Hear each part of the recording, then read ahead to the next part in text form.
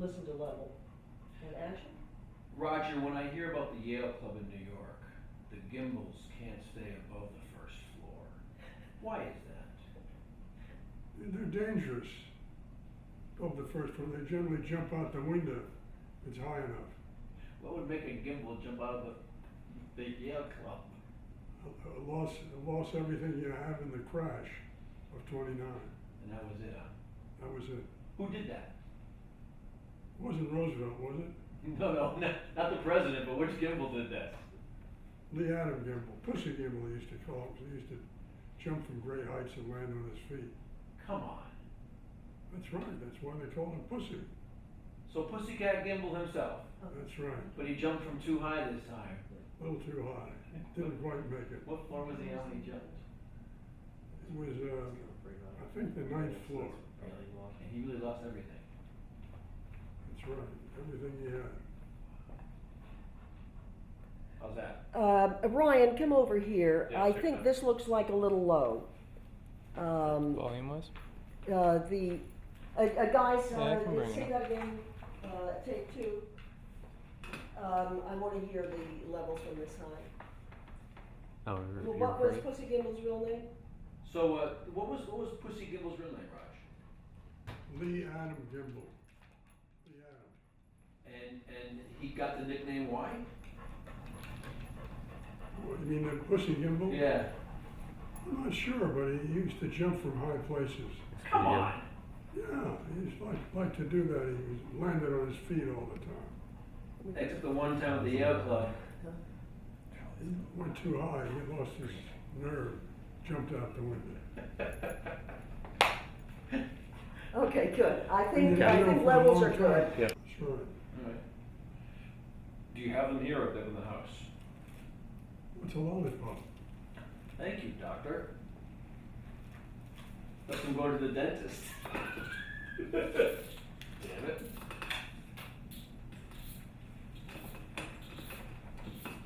Are we rolling? Rolling. Rolling? Yes, sir. And action. Hold on. No? Okay, now we're on. Rolling and action. Roger, when I say your last name, Gimbal, what's your first thought? I must be home. Meaning? It's the only place they call me Gimbel. Come on. No one else calls you Gimbal. No. Growing up then with the last name, did it mean anything to you? No, not really. Nothing special. It was just everybody had a last name. I had one too. In retrospect, anything different? Has it grown on you in any different way because of that name? Sometimes people charge me more when they hear the name. That's what you mean? Yes. That's not what I mean. I never know. No one's ever charged him more anymore for any of them, let me tell you. Ellis A., your grandfather. Right. When I mention that, the first thought that comes to your mind, your first memory of your grandfather.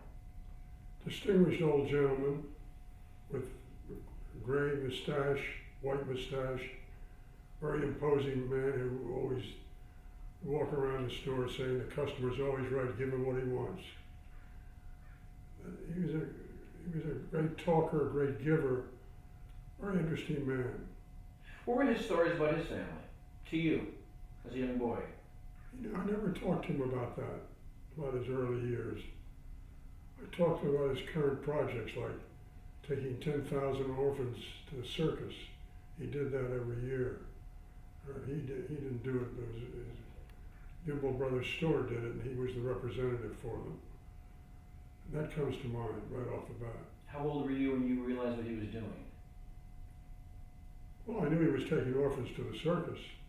The thing I didn't know was that in the middle of the circus, he'd say, now my grandson Roger is going to give a short speech presenting the prize to the orphan of the year. I was terribly embarrassed and tried to hide and cry and crawl out of but he insisted by coming out and making a speech and giving the present to the orphan of the year. How old were you when that happened? I have no idea. I was old enough that I should have listened to him and done what he said. He was not nice to me if I didn't do that. What did he do? Well, he'd just do it again. I played golf with him when I was maybe 10, 11 years old.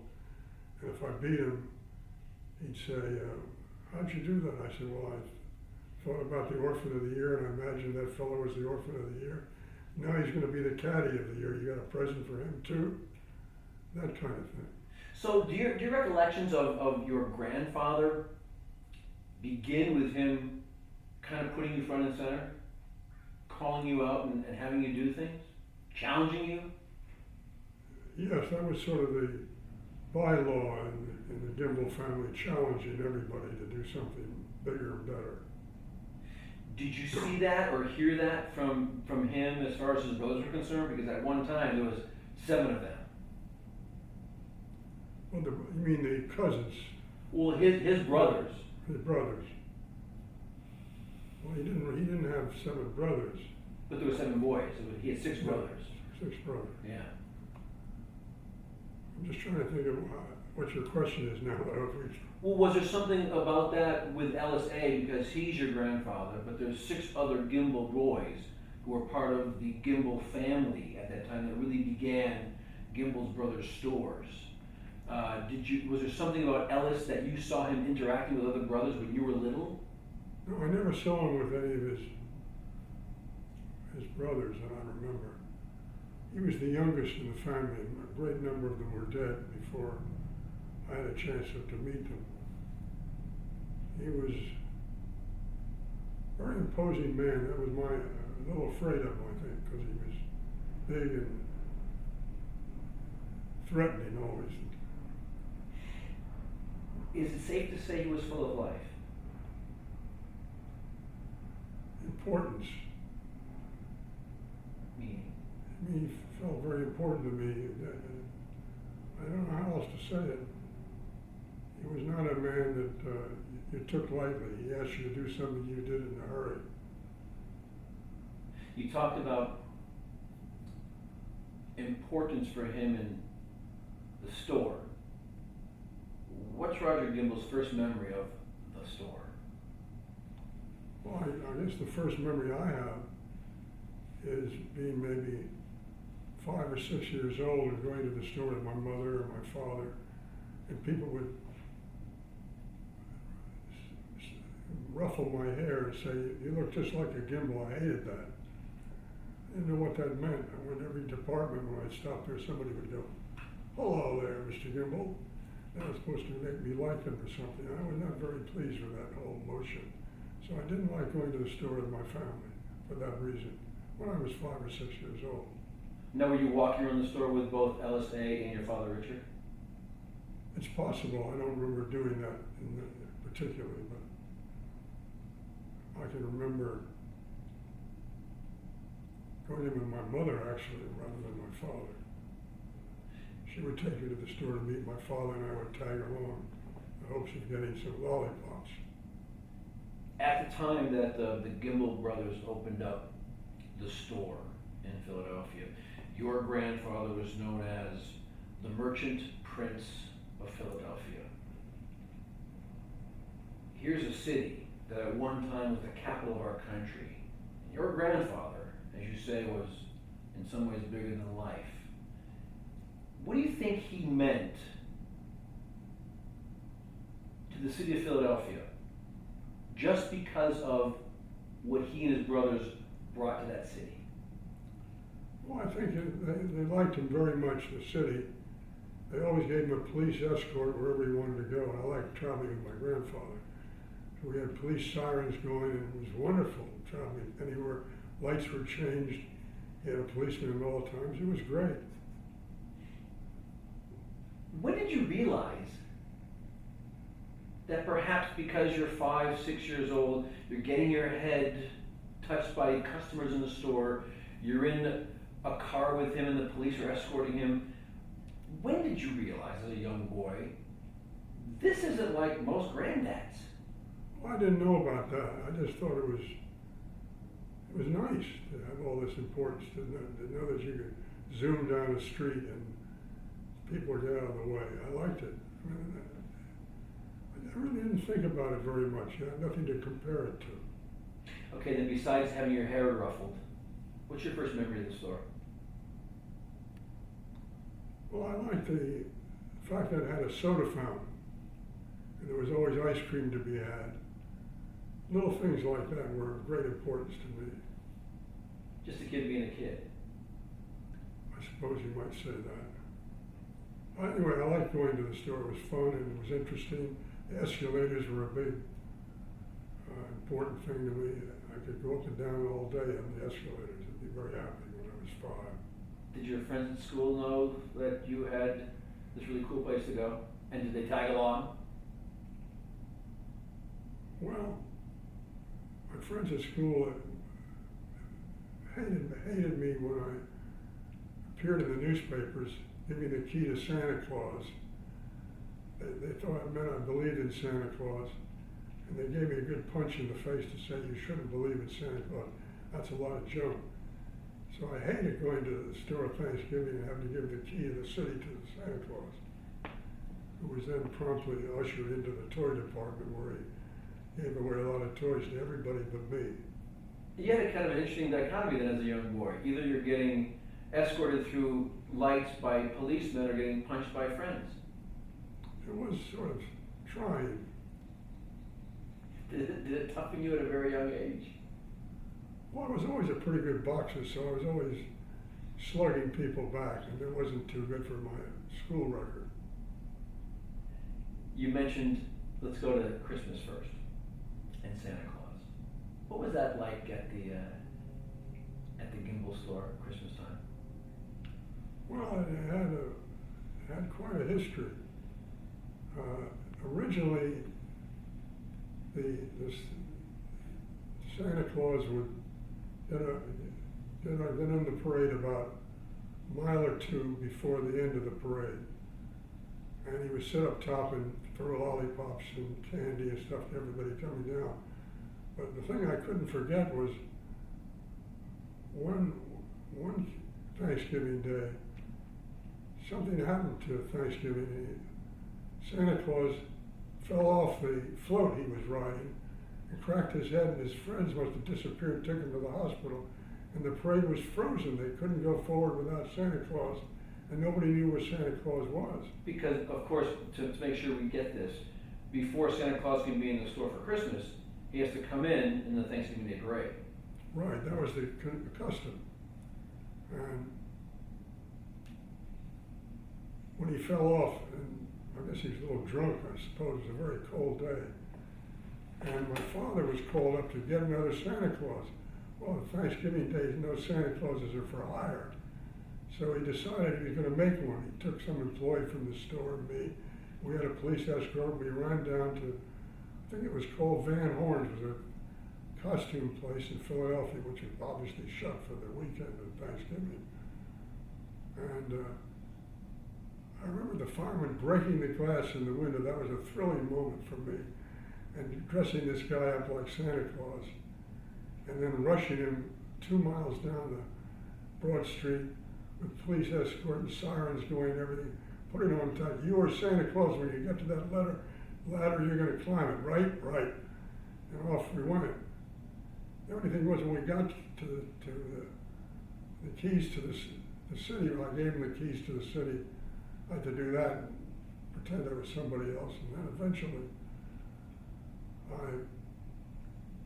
watched him try to escape. When he got to the ladder, he said, I can't climb up there. Why come? Why not climb the ladder? Was it too far? He said, I'm afraid of heights. I can't go up a ladder to the toy store. The fireman said, you're going up that ladder. It's the last ladder you ever climb. All right, stop right there. In your memory, how far was that ladder up in the air? 100 feet. Come on. Really? No, from memory, I don't know how far it was. The 9th floor would be close to 100 feet. Yeah, it was really that far. Yeah. Poor guy. Well, they pulled him up by his collar and the seat of his pants and threw him in the toy store window. I thought that was pretty good. Did they give the poor guy a raise? No, he said he didn't snap too fast enough. I don't know what happened really. In future years, who was the Santa Claus then? Well, they decided it'd be much easier if they had a fireman to be Santa Claus, one that wasn't afraid of heights. And that's what they're doing to this day. Really? Really. To this. All right. So when you mentioned Thanksgiving Day parade, I want to get this. The recollection of the Thanksgiving Day parade. that you have first and foremost? You were a little boy. The Thanksgiving Day parade, though, for what we know, began in Philadelphia. Is this correct? It did it first started in Philadelphia, not New York as commonly supposed. But the Thanksgiving Day parade in New York was by far the most splendorous one. I tried to go to both of them if I could. One year, and one to one, and 1 year to another. I loved the parade. So really, in retrospect, the first Thanksgiving Day parade in this country that of note was the Gimbels Thanksgiving Day parade. I believe that's correct, yes. So Macy stole this idea. Stole it? I don't know. They had a right to Thanksgiving Day parade, I guess. When you were a child, did you know about the rivalry between Gimbels and Macy? I really had no feeling about it whatsoever. You didn't know about it. No. It didn't exist for you. No. The parade existed and the punch in the face existed. Things like that. The real stuff. You could feel the pain of your friends. Yeah. And the key for Santa Claus, I remember having it, as I handed to him, I could feel it coming. When you think of those days, when did it become cool with your friends to be Roger Gimbel and not get punched in the face by him? When did they no longer be little kids towards you? I don't know exactly, but it didn't hurt that I punched him back. With great skill at having practiced it for all season. Your dad, Richard. Let's talk about him. As I asked you with Ellis A., your grandfather, as we sit here, the first memory that you have of Richard as a child.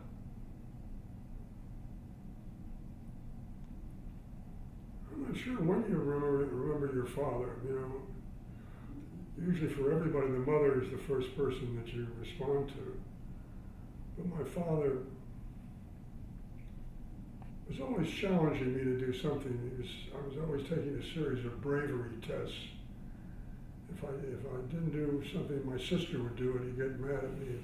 Look, your sister rides the roller coaster, and you won't. I said, I don't like heights that much. He said, your sister Joyce, she loves it. I said, let her go to my place, okay? And things like that were arguments that would take place about. I had 5 sisters, and who would go first, and who was the bravest. Those are the earliest recollections I have. Is it true when you were about 4 or 5 years old, he would make you jump about 30 feet off the platform into the water? Oh, you mean in the summertime? Yes, I didn't have a love of swimming in the cold lake, so I was thrown into the lake. It was the system of discipline that I got used to eventually, and practiced it on my own children when the time came. Well, it sounds like that your father, Richard, must have learned his ways from Ellis A. I'm not sure about that, but he was always testing you in one form or another, and it was kind of fun traveling with him. He was always interesting to be with, and always on an interesting mission. He collected books. He was like a detective looking around for certain copies of books. And he'd go to a bookstore and bargain with the bookstore but I was brought along to carry the books out to the car that he'd buy. But he'd have little things that would happen like this. He'd walk into a store. The stores were rather piled up on the streets of New York, usually, where we went, and in the southern part of New York City. And he would walk up to a clump of books and he'd say, how much is this book right here? And the one would say it's $2. He'd say, what about the whole shelf? And the guy said, well, I don't really want the whole shelf. He said, well, I'll buy the whole shelf. How much is that? He'd say, look, what about all the books on this side of the store? And finally we get to a place where he'd say, tell you what, I'll buy the whole store. How's that? I said, I don't want to sell the store. I want the book. I have to buy the store. And sometimes we wound up with a store or a shelf or something like that. And then it was negotiated back, but he was very confusing that way to follow. I wasn't sympathetic to his methods, but I carried the books like a dutiful son. We'll talk more about the books in a bit, but on this topic of being with your dad, there's a story about you guys going to a store, someplace in New York City, I think it was on 4th Avenue, where he bought a shelf of books for about $200 or whatever. You got back into the car, and he said to you, I don't want any of these books. I bought them all for one book. I remember that story, yeah. Please tell me. Well, that's what happened. I told you about the books. He would, once he found what he wanted, he went to no end, all ends, I should say, to get the sale accomplished, and that's what he did. But we had a lot of books that I had to carry, either give back to the owner. It was a mess, is all I can tell you. But he got his book. What was the book, do you recall? Well, at different times he collected, for a long time it was Dickens and Poe. He looked around for stories that had Dickens or Poe in them. Or he had a aviation collection, stories about flying or Lindbergh or some adventure in the sky. He would buy the book that had that adventure in every 10 versions of it he'd buy just for just a change in the title. A comma here or there made a different edition as far as he was concerned. So he was on a search that I didn't understand at all about book collecting. But it pleased him very much, and I was happy to go along on the adventure. As a child, or then as an adult, did you ever find out where some of these books are that he was pining for, whether it was a Dickens or a special Poe or something by Payne? The one book in the collection that he had to have. And as he found things and got them from store owners, did they ever become yours? Did you ever find out where they were? Did he hide them all? No, I didn't really follow this. I was only interested in the snatch. You know, and once that was over and the books were in the back of the car, that was good enough for me. I got paid a quarter or something for helping him. And he would run off with the books, and that was the end of the books as far as I was concerned. I had no junior collection. I wasn't trying to imitate him in any way. And I did fly with him a lot, and he had a small plane that he flew before he went into the Air Force. And I guess I learned to fly from him. Well, let's talk about that then, because you're 14 years old. Your dad's getting his pilot license. You're living in Florida at the time. And he sends you up with his instructor, once again, from the jumping off into the lake at 30 feet to riding the roller coaster. He's challenging you again. Tell me that story. Which part of the story are you talking about now? The ultimate ending to the story is your line when you said, which I've read your quote, I felt like if I could handle him and that test, I could handle the Air Force. That pet, I'm not sure what you're But saying. you were 14 years old and you were living in Florida, and he was getting his. When he had the guy test you? He had his instructor test you to Oh, say, oh, oh. let me see if my son Roger has any guts. When my father was learning to fly from the Flying Dutchman, that was the instructor called the Flying Dutchman. He's a World War I ace, and he had this airfield. And I would take my bike and ride it out to the airfield and try and bum a ride from one of the pilots there, see if he'd take me up. And my father said, well, I want to be sure he'll be safe. And he talked to the Flying Dutchman. He said, I guess he did this all without my knowing it. Give him a ride that he'll never forget. Let's see what his reaction is. So I just remember getting in a plane and the Flying Dutchman, the ace, I thought was so wonderful. He taught my father to fly. The next thing I know, he turned the plane upside down. And the only thing holding me between that and falling to earth was a safety belt. I was like this. It was quite a feeling. I was really frightened. And then finally the guy did a few Immelmans and turns and slow rolls and all that sort of thing. I got to where I kind of liked it. And it's sort of fun to might as well sit back and enjoy it when death is close. So I adopted that as a motto, and it did teach me a bit of things. Like every son with their father, it seems though you had a heightened love-hate. You loved him, you respected him, at the same time, hate may be the wrong word, but you get what I'm saying, the love-hate because of him challenging you. Well, I didn't like being challenged or questioned or how much is 3 times 99 kind of question. It was too hard. It wasn't comfortable to be with him all that time. When I would fly, of course, sometimes I'd fly with him, and this is a small plane with two seats side by side in this case. He'd say, we were on a trip to Florida, he said, I'm tired, it's time for my nap. Would you mind flying the plane? I was about 9 or 10 years old. He just dozed off in the thing there. And I knew how to fly the plane straight and level.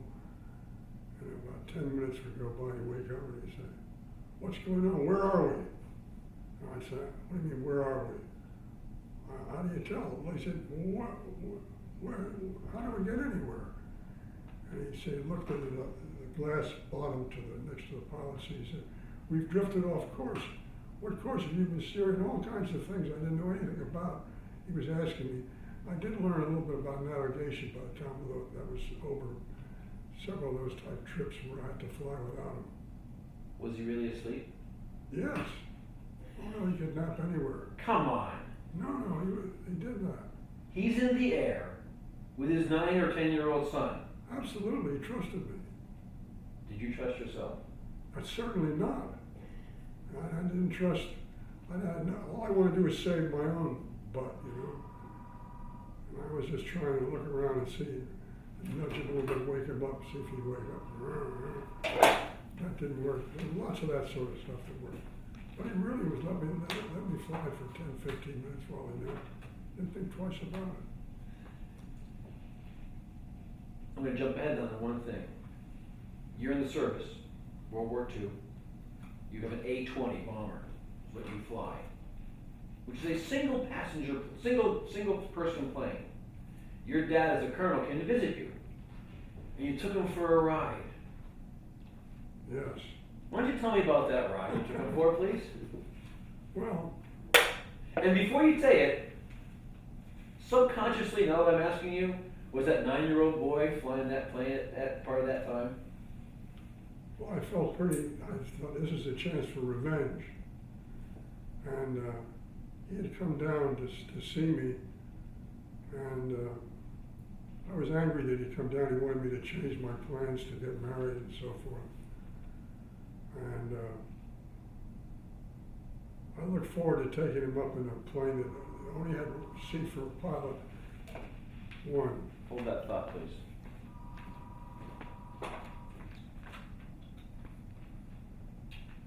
Hello?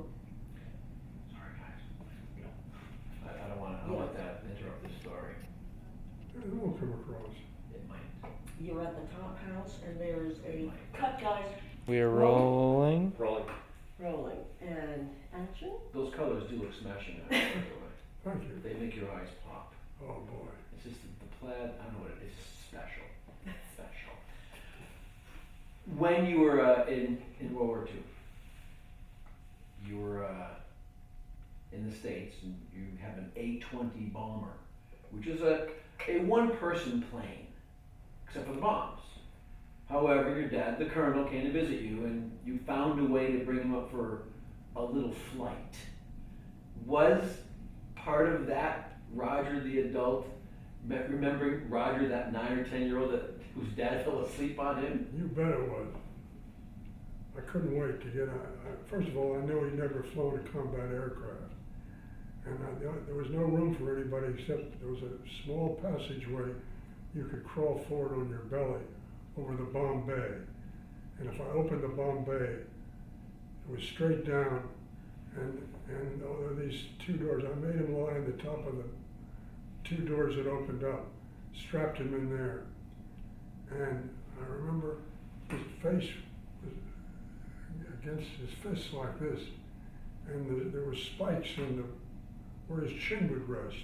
And I couldn't wait to get him, suck up the wheels and flaps, and then do a peel up, and his chin went right into this mesh there, and I felt justified in all the things that he taught me.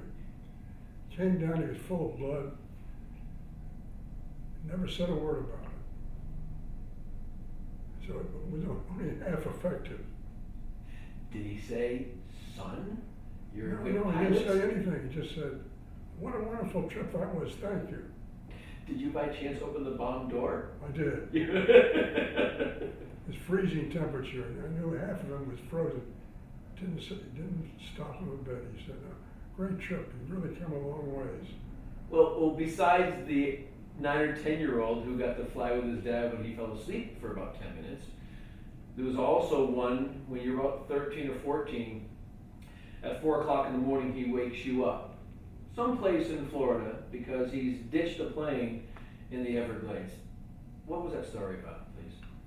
Well, he woke me up about 4 in the morning and said, we gotta get out of here before your mother knows I'm home. And he said, I put the plane down on an island in the Everglades. You gotta help me get it out. So we got in the car and he felt as it took about an hour driving through the Everglades. There were dirt roads at that time. He actually found the plane.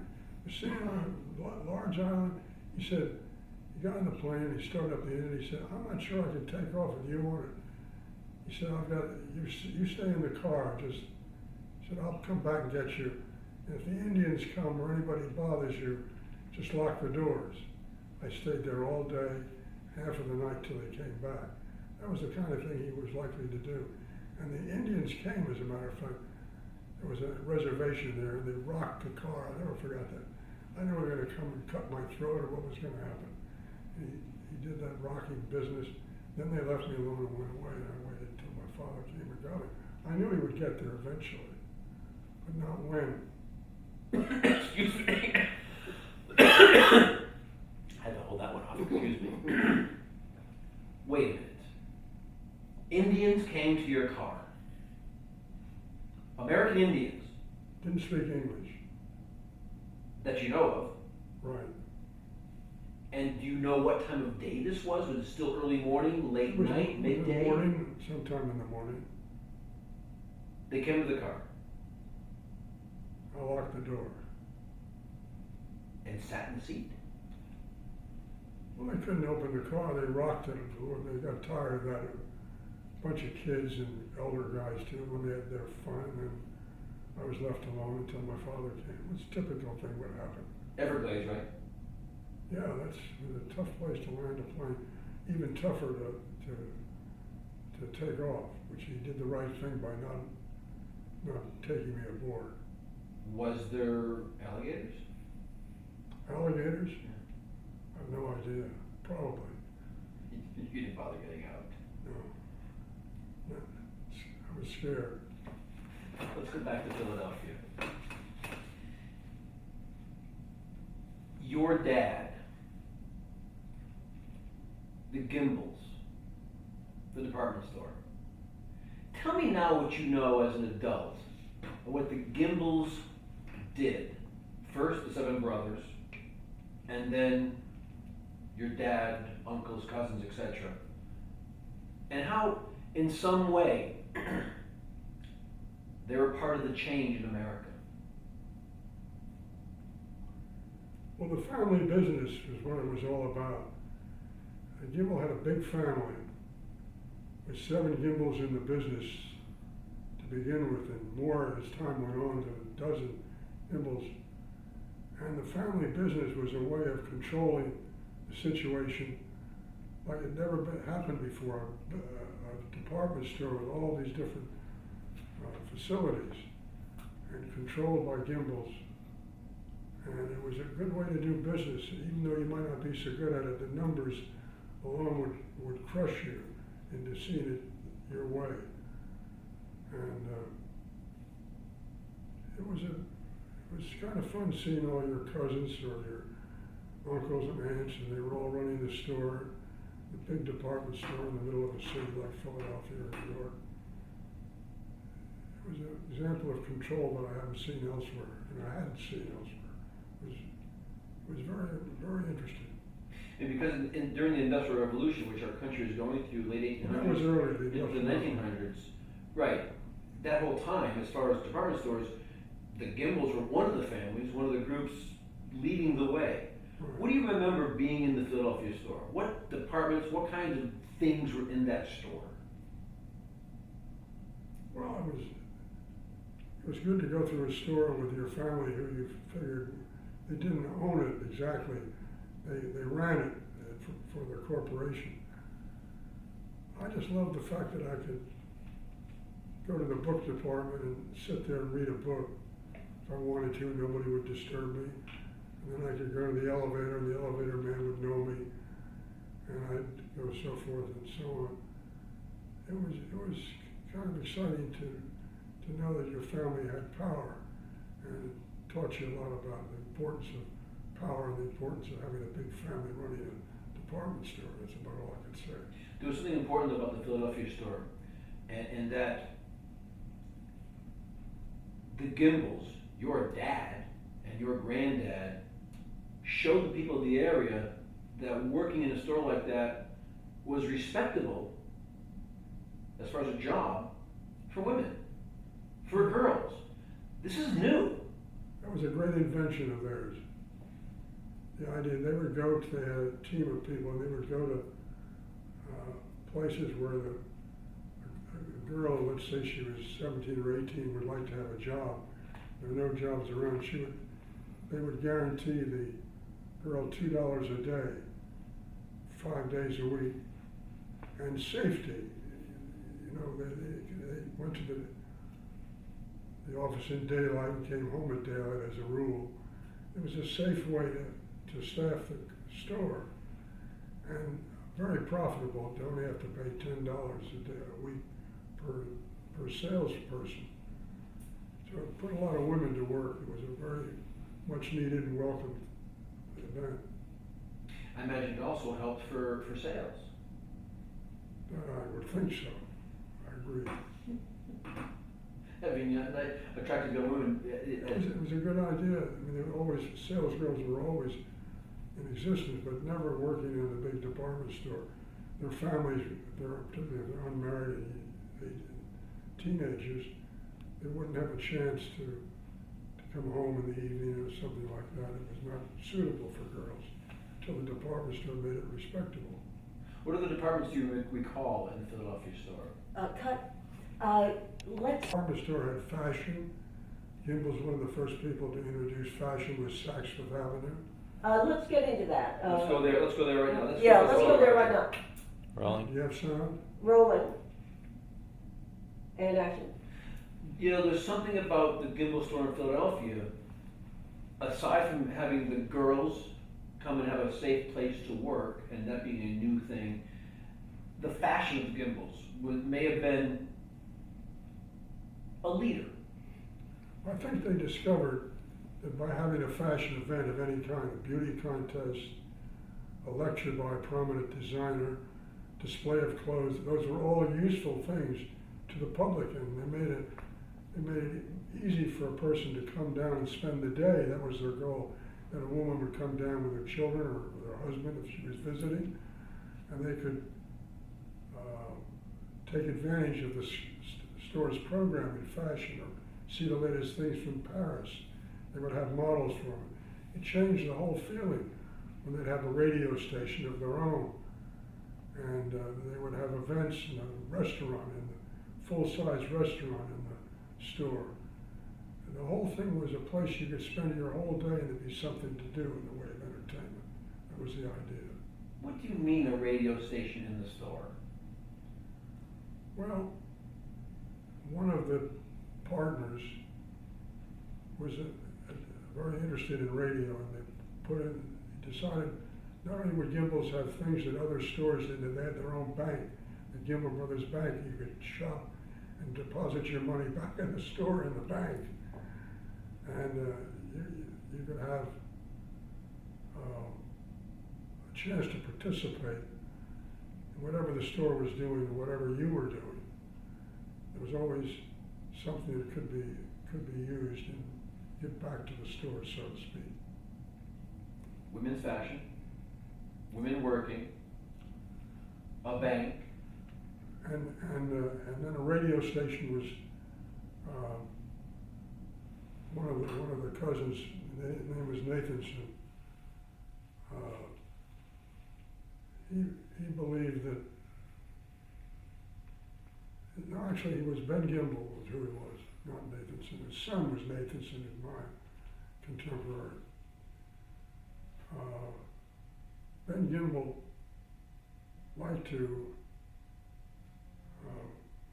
have several studios and give you a chance to perform if you wanted to. For example, when I was about 5 years old, he'd say, "Have you seen the station, Roger? Maybe you'd like to come up here and sing a song, and all your neighbors can hear the radio station, WIP. And you sing the song. What song do you know?" I said, "I only know one song, when it's springtime in the Rockies." He said, "That'll do. Come here, you stand right here. Let me hear you sing it. So when it's springtime in the Rockies, that'll do fine." He said, "Sing that, the whole song. I'll be back and get you." Shut the door, soundproof door, left. I was singing for about an hour before he came back and got me. You were left alone an awful lot, weren't you? Your uncle leaves you singing for an hour. Your father falls asleep on you in a plane. I want to know if this all goes back to the circus being in town. I want to hear about you being shot out of a cannon. Well, I wasn't shot out, but it was very frightening to me. They would take me backstage. And I remember particularly my father said, "Roger, how would you like to be shot out of a cannon?" I said, "No way." He said, "Well, maybe we should try it.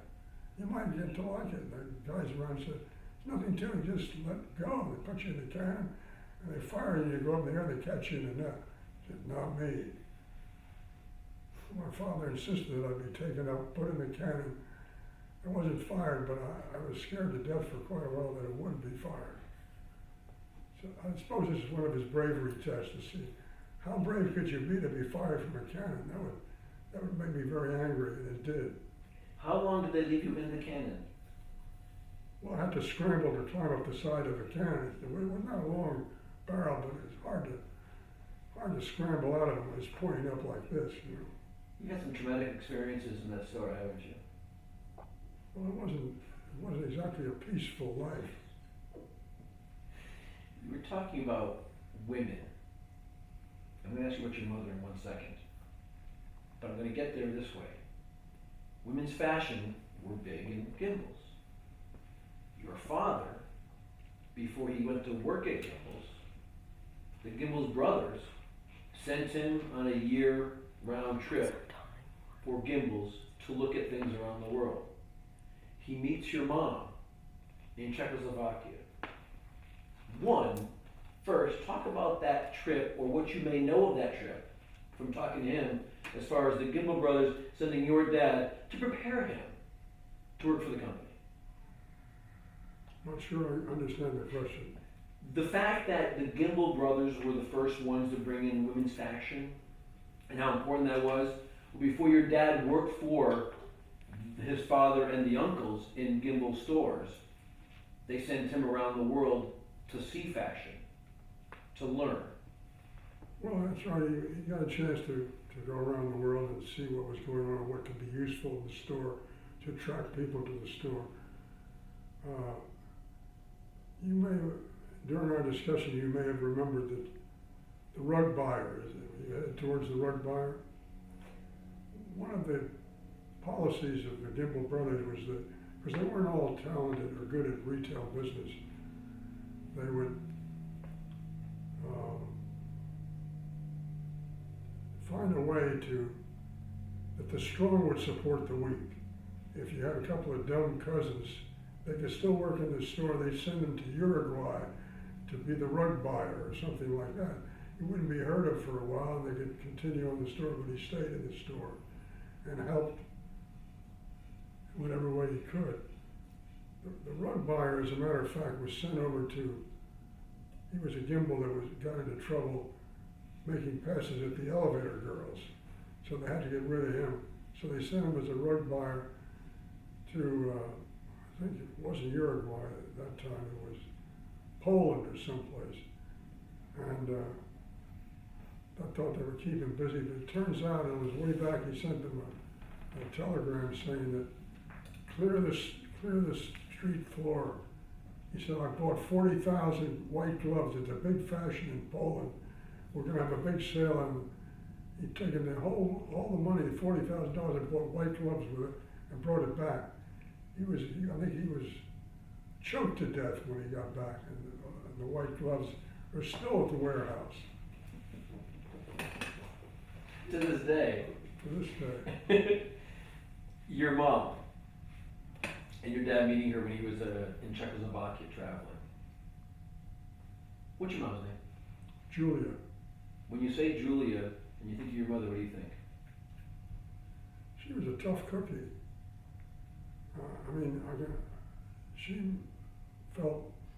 She agreed with my father on most things, and I loved her very much, but she felt very strongly that I should do certain things. For example, when my father was flying for the 8th Air Force in England, I was at Yale, and I remember her writing me a letter saying, it's about time you got off your butt and went over and fought a little bit in the war. You better join the Air Force and get going. Your father's over there and he needs company. And you know, that had influence on me. I joined up shortly thereafter. But not very often a mother asks you to go to war. Did your paths cross during World War II, you and your father? Not really. He was coming back as I was going overseas. He came back in time to give me my wings. He pinned them on me as a surprise. And when I got my wings, and then he went his way and I went mine. But that's the only time I saw him during the war years. The rest of the time he was there, mostly in England and eventually Okinawa in the post-war period. Did you know at the time that you were one of the youngest pilots in the American Air Force and he was one of the oldest? Was that discussed? No, I never discussed it. I didn't learn it until I read the newspaper clippings later. I was the youngest pilot in the European theater. He was pretty old. He was the other way. But those things happened to us. It didn't seem like much at the time. Your father, before you went to Yale, he went to Yale. And he was quite a character there also. What did you know about the stories he may have told you or you read his junior year when he had his tutoring classes? Well, one idea he had, which I thought was terrific, he ran a tutoring school. And the idea was that before exams, you could come to his tutoring school, and he guaranteed that you'd pass the course. A great deal of the time, it turns out, he never studied the subject, but he was studying up the subject. He learned enough so he could pass the test.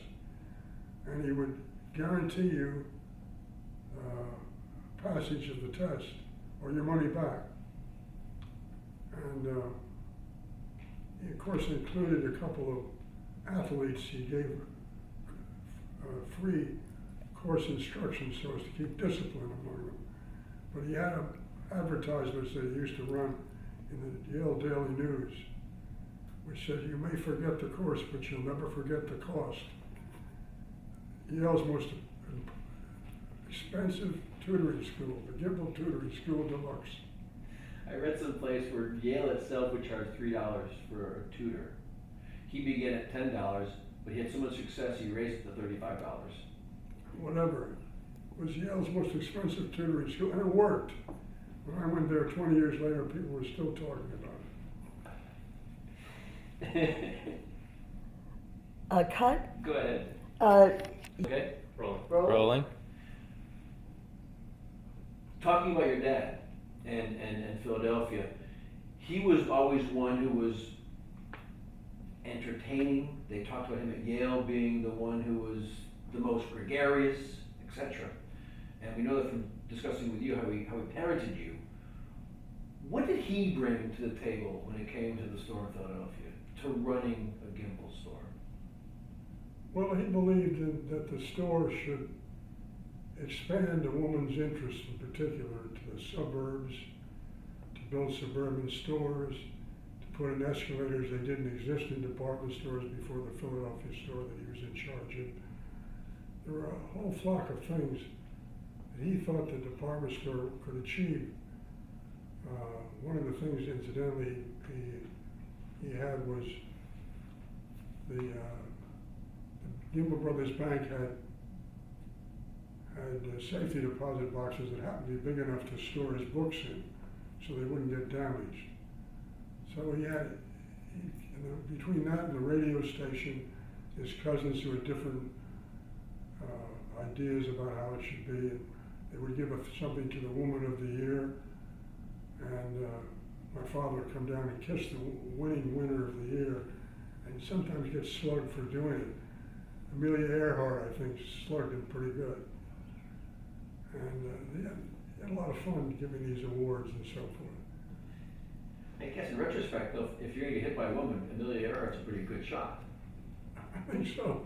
I mean, how many guys can say, He didn't care. He didn't care. He thought it was worth it. Listen, I can remember when he went to West Point, and they marry people every 3 minutes. They come down the stairs for a while. He was fascinated by standing at the foot of the stairs and kissing about 15 women in a row. Thought that was good fun. I had to sit in the sidelines and watch. I had no desire to join him. I was only 12. you talked about the family and other members, and we know where Richard is as far as his expertise. One of the other ones was his cousin Bernard. And at one time, Bernard was the president, your dad was the vice president. Well, Bernard ran the store. There's no question about it. He was the chief man of the store. My father felt that the Philadelphia store was his baby, and he should run it as he thought all the Gimbel stores should be run. The strong should support the weak. It should be Gimbel's in charge of everything. That was the whole idea of the brotherhood, of the Gimbel brothers. And that the stronger people not only should bring white gloves and rugs back from Europe, but they should have a certain style to them. I'm trying to remember the part that you're interested in. All of it.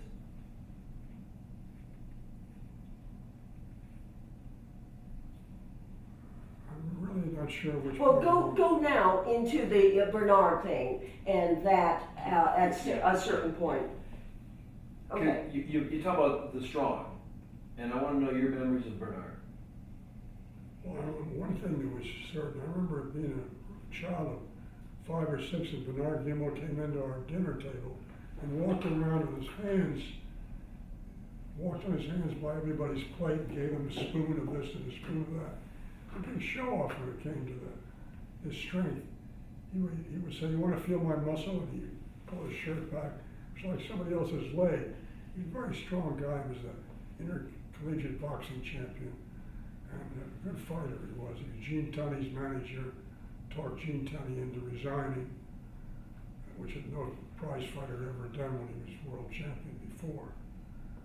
And but he didn't get along well with my father. My father was trying to do things that were more for the benefit of the family, and Bernard, living in New York, was much closer to fashion and much closer to Wall Street and the Wall Street efficiencies, who Bernard now believed, due to his friendship with the Wall Street people, the store should be efficient. Gimbel's didn't have to get a job there. The best man should get a job, and the hell with the family. And my father thought that was a great mistake. And while they got along with Bernard somewhat, they really fought tooth and nail over who should establish the policy of the store, as I've just said.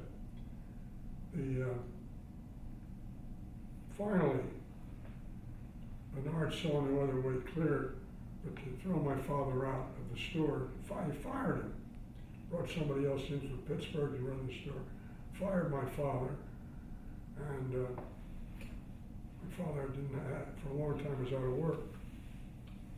But he was always seeking to come back in some sort of revenge, so he got into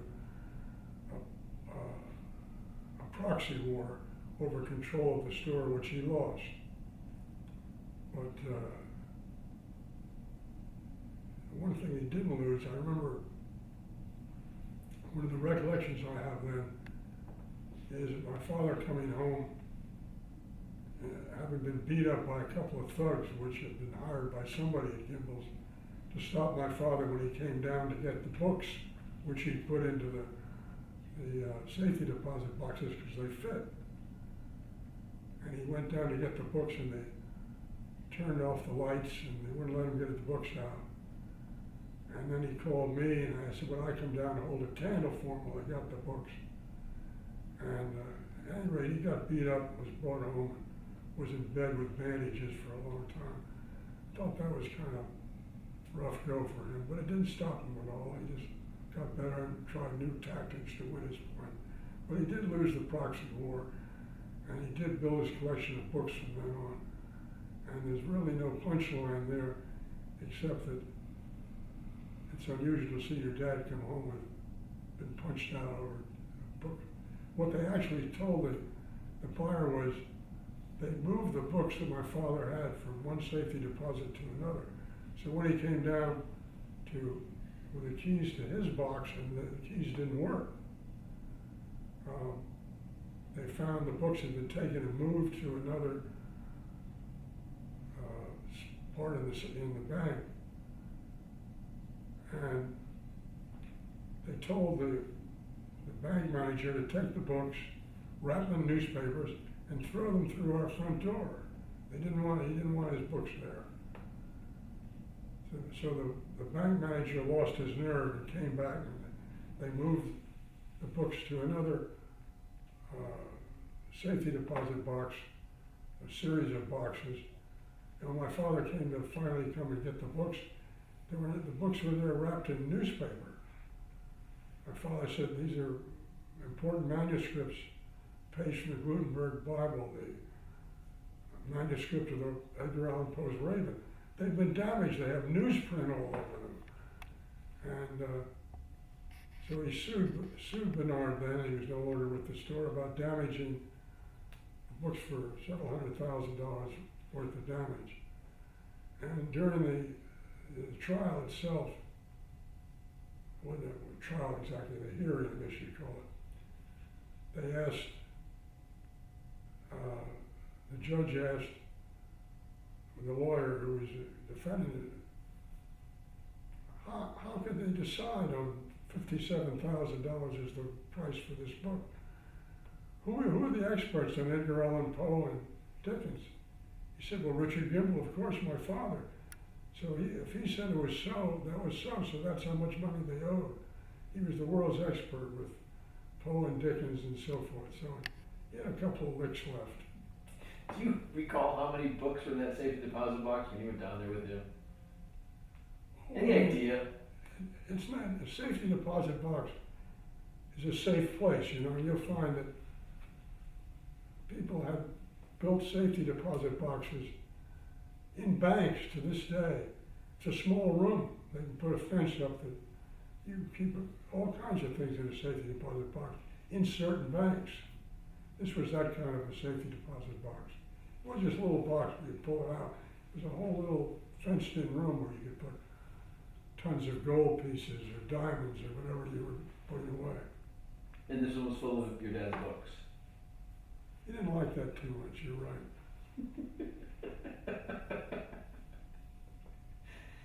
Did we get what you wanted? Cut, yes, that's Cut. lay out the fact of, Because we haven't touched Sax yet at all. I know. But we don't have to We do don't have to, everything. okay. Right, I just wanna get like another section and maybe, we have about 20 minutes left, something like that. There's 1 hour in mine. How about you, Chris? 57. Okay, yeah, about an hour. All right, so I'd like to go like another 20. Then would you be okay if I went to Miami, which will set up the home, and then, Right. and then into the Together House, Right. Maine? Yes, Is that yes, that's a good idea because we don't have to do everything today, and I don't want to. Okay. So we'll do another like 20-minute segment. Cool. All right. This is just a rehearsal, right? Yeah, and then we can do it Friday and see what we want to do again, see what we want to do better, and see what we want to add. Good luck. All right. you don't get much better, do you? No. This is it. No. That was good though. With the whole gimbal I stuff. thought it was great. Yeah. So thank you for going into that. I don't think that was too rough on either Well, that's side. what I mean. It No. didn't sound like it was rough, but you were being honest from your perspective. Yeah. One is Your father came on being very generous. he was extremely generous. Yeah. He didn't It's say okay anyway. he Yeah. said nothing about his cousin that was terrible. No. So you wanna do that? Yeah, let me do that. Okay. If that's okay. Yeah. Okay. Okay, Rolling. rolling? Rolling. After this proxy war, your father moved you guys to Miami, and I know he got back into the business for a while there. But in Miami, like in Philadelphia, like in Maine, it seems the homes you guys lived in growing up took on his personality. Tell me about the Miami home, what he did to it, and there was a guy training a jaguar, tiger, something down there. What was that all about? What was that about? There was something about your father rearranged your home in Miami and took boarders on, and one of the guys on the property was training a jaguar on the property. And you guys were all not happy about it because you're 14 years old, 13 years old. I don't remember that. The only thing I remember about that house in Florida, it was a wonderful house because it had a dock. You could get to the ocean in your boat, and you could go up and down the canals. It was a great spot, but my father hired a man to help with the work around the house. And I loved the guy he hired because he taught me how to cheat at cards. And I learned about how to hide cards and so forth, and mark cards and all kinds of things. This guy turned out was on parole from prison, or from an offense of stealing from. So I practiced on my sisters, and I had 5 sisters, and I practiced by taking their allowance, shooting craps with them and everything. They had lost everything they had. Till my father called and made me give it back. When you think of your homes you grew up in, Philadelphia, You know, Miami, Maine, what were they like? well, there were big rambling homes as a rule. My father had a big family, and very often they had to, as the commanding officer in the war, for example, in Dayton, Ohio, the only house that would have to take care of 5 children and 2 adults was the old officers club. So for a while we lived in the old officers club instead of regular place. There were always special privileges he got because he had a big family, or things happened because he had a big family. For example, when he was sent to Okinawa, he hired all the people in Okinawa behind the bar, they were bartenders, who had originally been painters before the war, and they couldn't paint anymore because they'd run out of paint and whatnot. My father wrote a letter to Sears Roebuck on behalf of the natives of Okinawa saying that this group of artists needs paint, and they need to be practicing artists again. Sears and Roebuck sent them enough paint to paint for years, and my father had enough paintings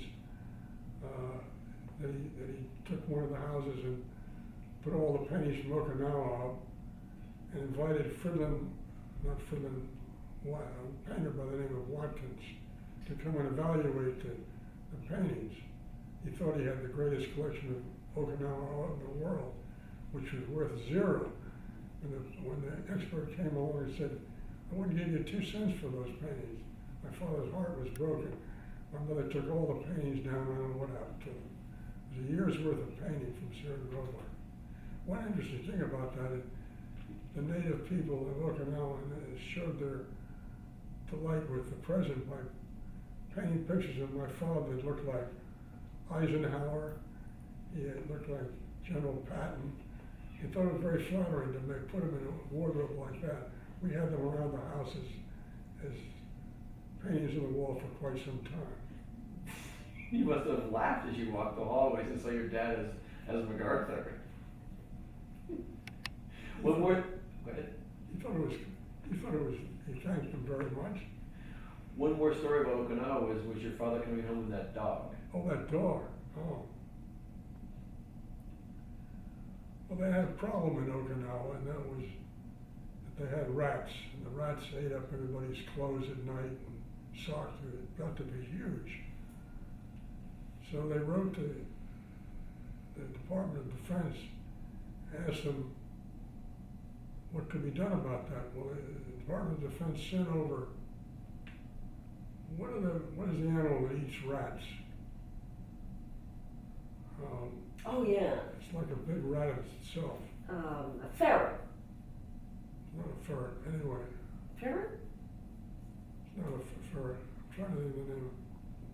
Like a muskrat. Anyway, you can't use this thing, but the idea was I'll do it without the word. You can put the word in later if you want to. They suggested that they bring over and Wait, cut, and get, Well, And rolling. action.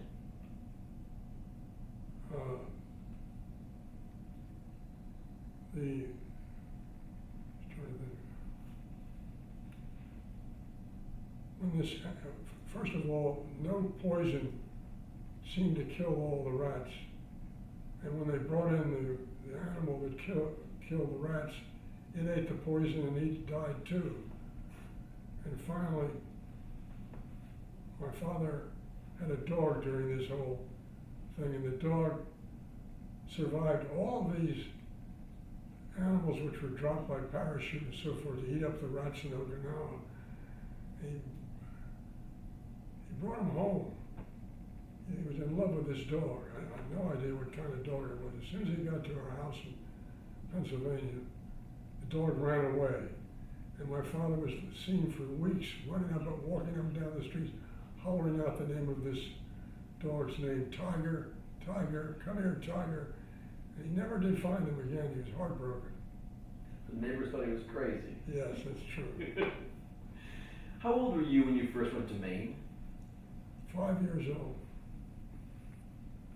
I know that exactly because I went to Maine on a sleeper train. That was the way you can't go there now that way, but that time the train ran to Rangeley, Maine, where we had a summer home. You've been going your whole life.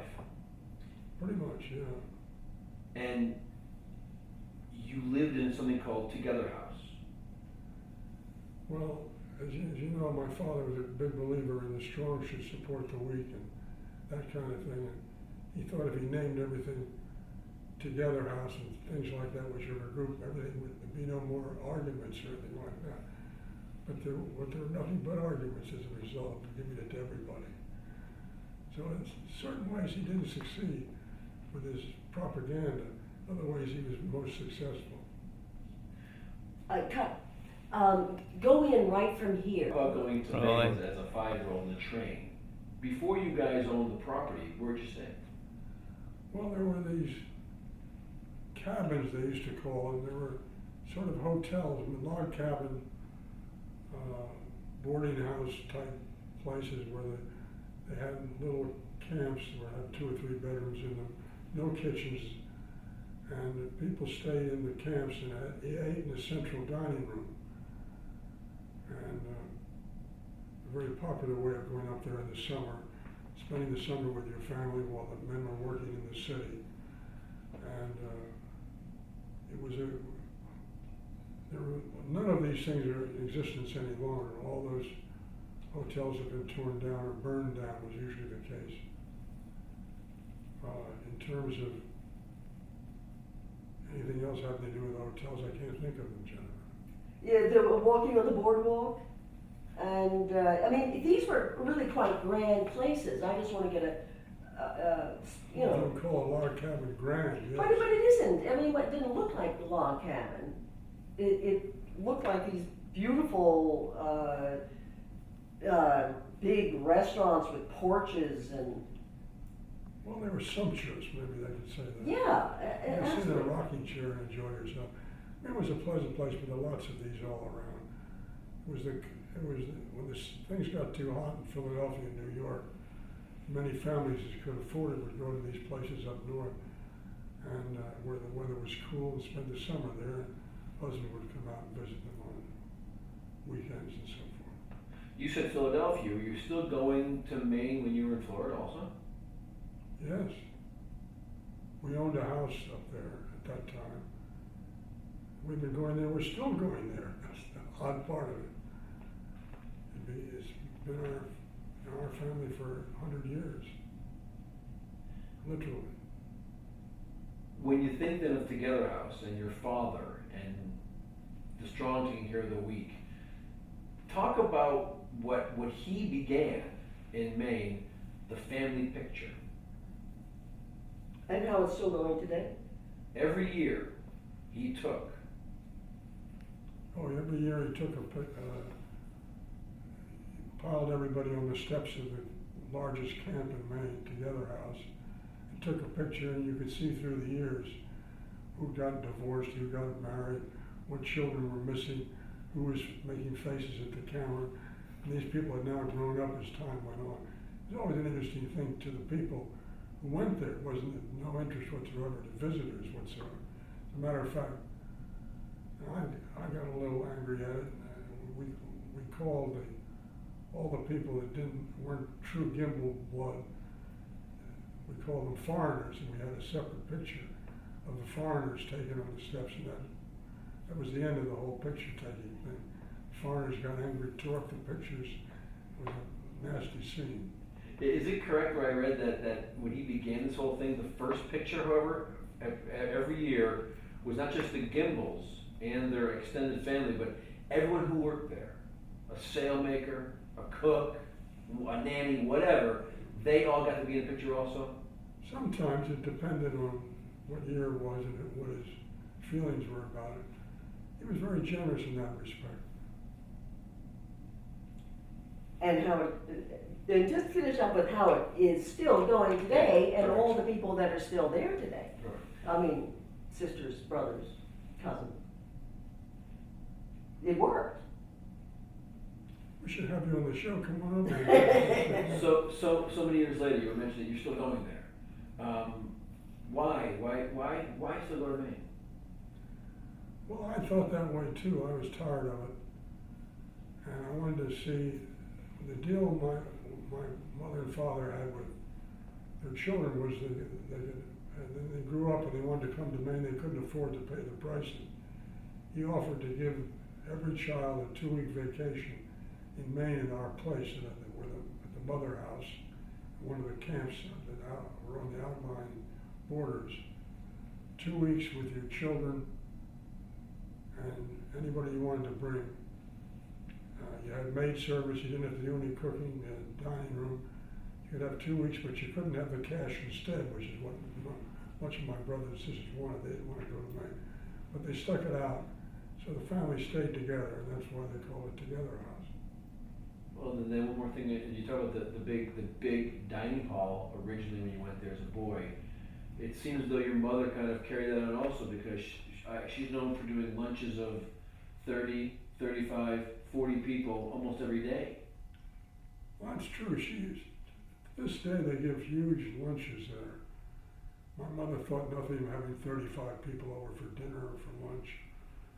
And I don't know how she got it all done, but she did a lot of entertaining. Some of which she cooked herself. And Together House was a lot of fun.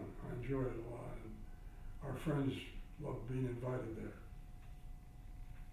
Do you find it interesting or appropriate that your dad, this guy you told me about, and his ideas of the family business, would also name the family cottage house Together House, something very similar to the way he ran a business? Well, it didn't surprise me at all. He was not very good at names, my father, so Together House was about the biggest word he knew that he could use on the family, that everybody would understand. You're a bastard sometimes. You really are. Cut. Yeah. It really is. Really got him in. It was good, though. It was Yeah, good. a little shiv in there. Very nice. It's the biggest word you could use.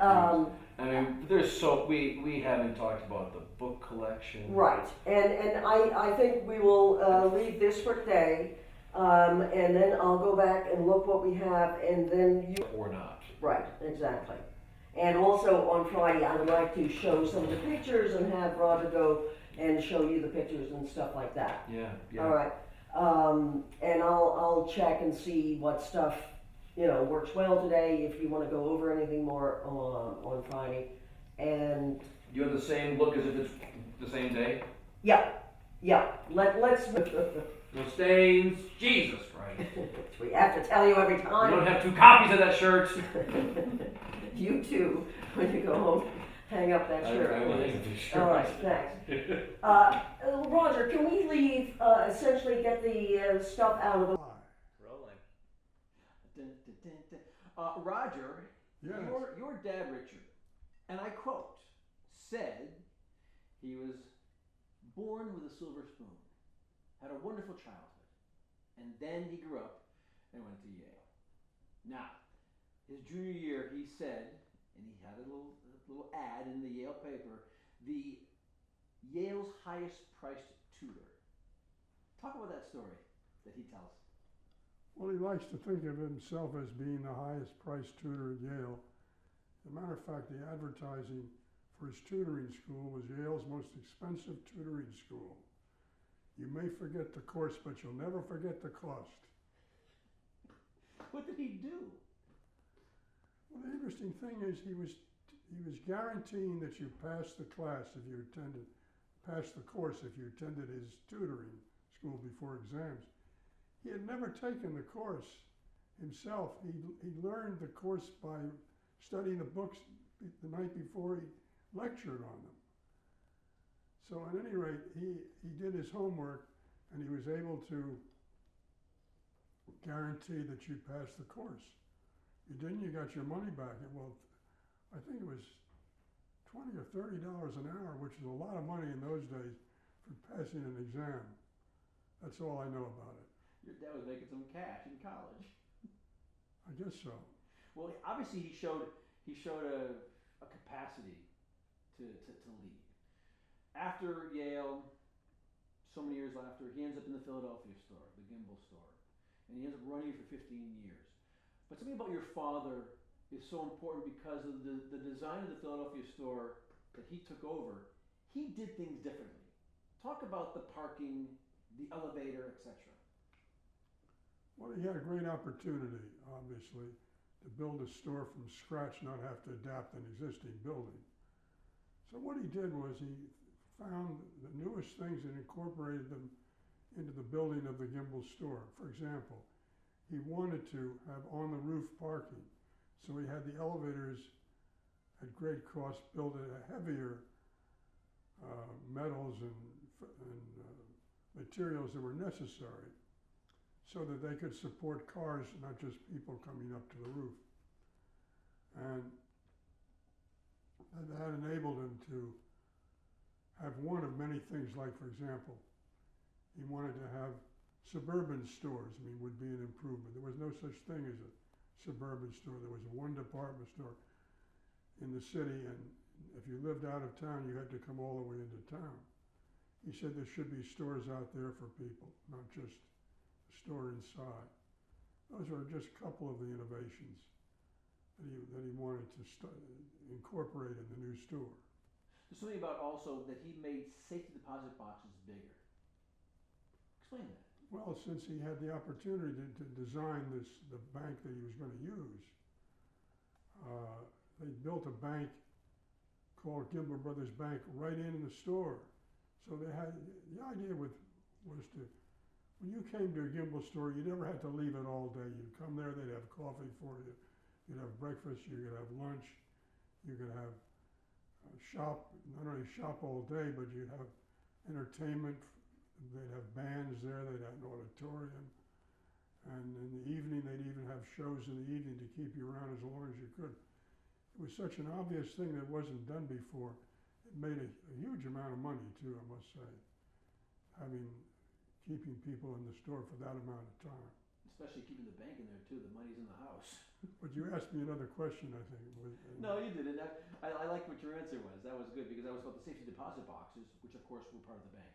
Well, he made them a little larger than usual because he thought since he was an officer of the bank, he would keep his rare book manuscripts there, and they should be a little bigger than the normal little box. So he built huge safety deposit boxes, huge in the sense of they would hold certain size manuscript, whatever that was, 12 by 14 or something. And it served a purpose later on, but at any rate, it was a custom-made thing for his customers. And of course, the management of Gimbel's too.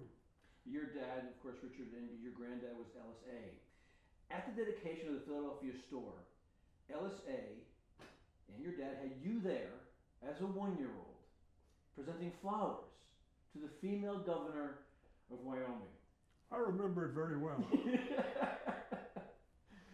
Something about that, forget you being 1, but it was very important for your father and your grandfather to make this store in some ways about womankind. I thought you were going to tell me he shoved me into places like that when I was 1 year old and was constantly bugging me as time went on to be in places where it were difficult to hang in there. Yeah, that's true. Whatever else you said is not true. We'll get to the part of him shoving you places in a bit. But talk about your father, though, and your grandfather and their vision as far as the store. Hiring young girls, giving them jobs, a safe place to be. Fashion from Paris for the women to shop. It was about women, and they did make a conscious effort to make sure the Gimbel store was a woman-friendly store. Well, I think they were very successful at that. They went for the highest fashion they could import, fashion shows. If there were movies being planned, they got the talent in the store by giving them some award for outstanding acting according to Gimbel's, whatever it might be. And the idea of having all these departments in a store, all these various things like that you now have in a mall, let's say, were really within the store. They had gardens, they had restaurants, not one, but many different restaurants in some of the bigger stores. And it was a first thing of its kind that showed that much service to the customer, particularly women. Sitting here right now, what's the first memory that comes back to Roger Gimbel about that store in Philadelphia? I didn't hear you on that. Sitting here right now, what's the first memory that comes back to you about that store that you're talking about in Philadelphia? Well, I think it was the size that overwhelmed you. I mean, I was brought there on occasion to visit my father. I was go to the barber shop and get a haircut. People would rustle my blonde, curly hair, and I hated that. And then I would move to the elevators, and I'd go to the bookstore and get ice cream in the ice cream store. I remember all those things. I don't remember much about the management of the store or seeing my father in those circumstances. I don't think he paid too much attention when I visited. I wasn't looking for attention. I was looking for see what I could get, free cake or cookies or something. One thing I know you do recall is when your grandfather and father, when they had the Barnum and Bailey Circus came to town, and they had the orphans. Talk about that. Well, one of the things that my grandfather came up with was the idea of taking orphans to the circus. People who had never been to a circus, had much in life at all. I think the idea of taking 10,000 is a lot of orphans. Even to find 10,000 orphans was a job. He took 10,000 to the circus, and all of us grandchildren were the waiters and brought everybody free popcorn and all this stuff. So the first day of the Barnum and Bailey Circus was nobody was permitted but orphans. I mean, so you had thousands of orphans in there, and we couldn't tell the difference between an orphan and an ordinary person, but he could. And what was your problem? What was your job? My job, I knew sooner or later he'd call on me to make a speech of some kind. So I was living in fear of what he'd say, and now my grandson, Roger Gimbel, is going to give an award to the finest orphan of the year, the one who's done most for other orphans. Now here he is. And I wasn't ready for any of this, but I knew he was going to do it. And I'd say, here was about my speech. here's your prize. It infuriated him. And I had to come back the next year and do it right. There was one thing you mentioned to me. I want you to talk about again. The cannon at the event, and your sister. I think you said it was Sally. Were kind of in cahoots to get to you. Well, the thing that I hated about that backstage visit is when they try and, my father, somebody thought it'd be a good scary thing if they put me in the cannon and sent me out to the net. So that a bunch of clods lifted me up and shoved me in the cannon. They didn't fire it, obviously, but it scared the living daylights out of me. Hated that. And did your sister ever get in the cannon also? Oh, she loved that kind of thing. I mean, she would have let him shoot him out of the cannon as far as that's concerned, but I had 5 sisters. Not all of them were as brave as my sister Joyce. Oh, so Joyce was the one who was the Yeah. one who I'll do it, Daddy, I'll do it. makes you look bad. Does indeed. One thing, a woman that I want you to talk about is the you mentioned the jobs. What was that about young girls getting jobs at a Gimbel's? Well, I think one of the innovations that department stores developed as time went on, since they started, was the use of inexpensive help that couldn't get a job elsewhere. And I think the Gimbel store promoted women for that job as much as they could. You have to imagine that the average child of 17, 18, having come out of high school, there weren't many jobs open for women, if any. And the idea of working in a department store was clean, well-lit, supervised, policed, and you could go there in the morning and come home in the evening, and you could get that same person for $2 a day. It was good for the store, it was good for the younger people in the family who wanted a job and couldn't get it. Younger women, I'm referring to. Your dad's philosophy, which was his way, his entire profession. You stay with family. The strong in the family will support the weak in the family. What was it about Richard that had that mindset? Well, I don't know. He was very much, you're referring to, I'm sure, the fact that the strong should support the weak. He liked having a big family. I mean, he had 5 children. He encouraged that. My mother would have had all the children that he wanted. He originally thought he wanted about a dozen children because he heard Charles Dickens had 12 children, which wasn't true. I mean, he had ideas, and so he was anxious to build a big family. That's about all I can say on that subject. I didn't get to vote in that. There's something about, obviously, just, you mentioned he had 5 children. He comes from a family of 7 brothers. There was a surplus of Gimbels around. That's why it was so successful right in the stores. Well, I think it was a wonderful idea that the strong should support the weak. And even though not every Gimbel was a genius in merchandising, the idea of using,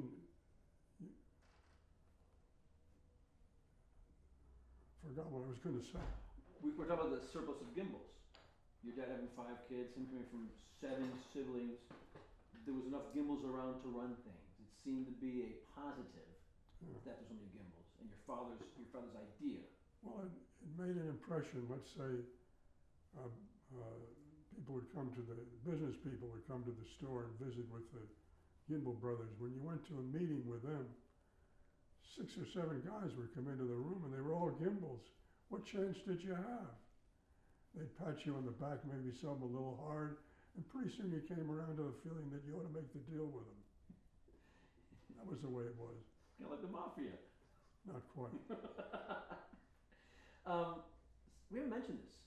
Saks. How did Saks become part of the Gimbel family?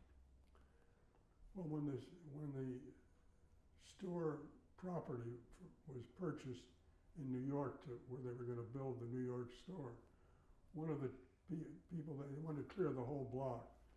There was already a store in that block called Saks 34th Street. I think it was called the full name then. and they couldn't get him out. So they decided, Mr. Sachs that is, so they decided that they'd flatter him by moving the store uptown and keeping the 34th Street working too, so they would have two stores, Saks 34th Street and Saks Fifth Avenue. And that's the way it turned out. And that's why they picked up the 34th Street store to begin with. Gimbel's was at 34th Street already, but they didn't have that one property. So they couldn't put up the same lights they wanted, the same was a nuisance. Fascinating. That's how Saks Fifth Avenue became. As far as I know, I could be 100% wrong, but I think that's all I can remember at the moment. No, we've got it on tape. It's perfect. It's legit. It's factual. Good. Which leads me now to your dad's brother, Bernard. Or his cousin, I'm sorry, his cousin Bernard. The flip side of what your dad felt, he felt efficiency first. Genes, family genes, mean nothing.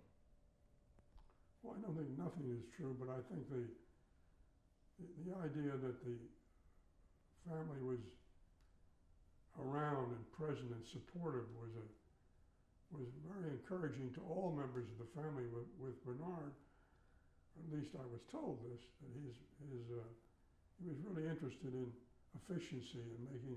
He lived in New York now. He moved from Philadelphia to New York, and the Wall Street people got to him, I think. They wanted to make as much money as possible. That meant giving people less salary and this and that and so forth.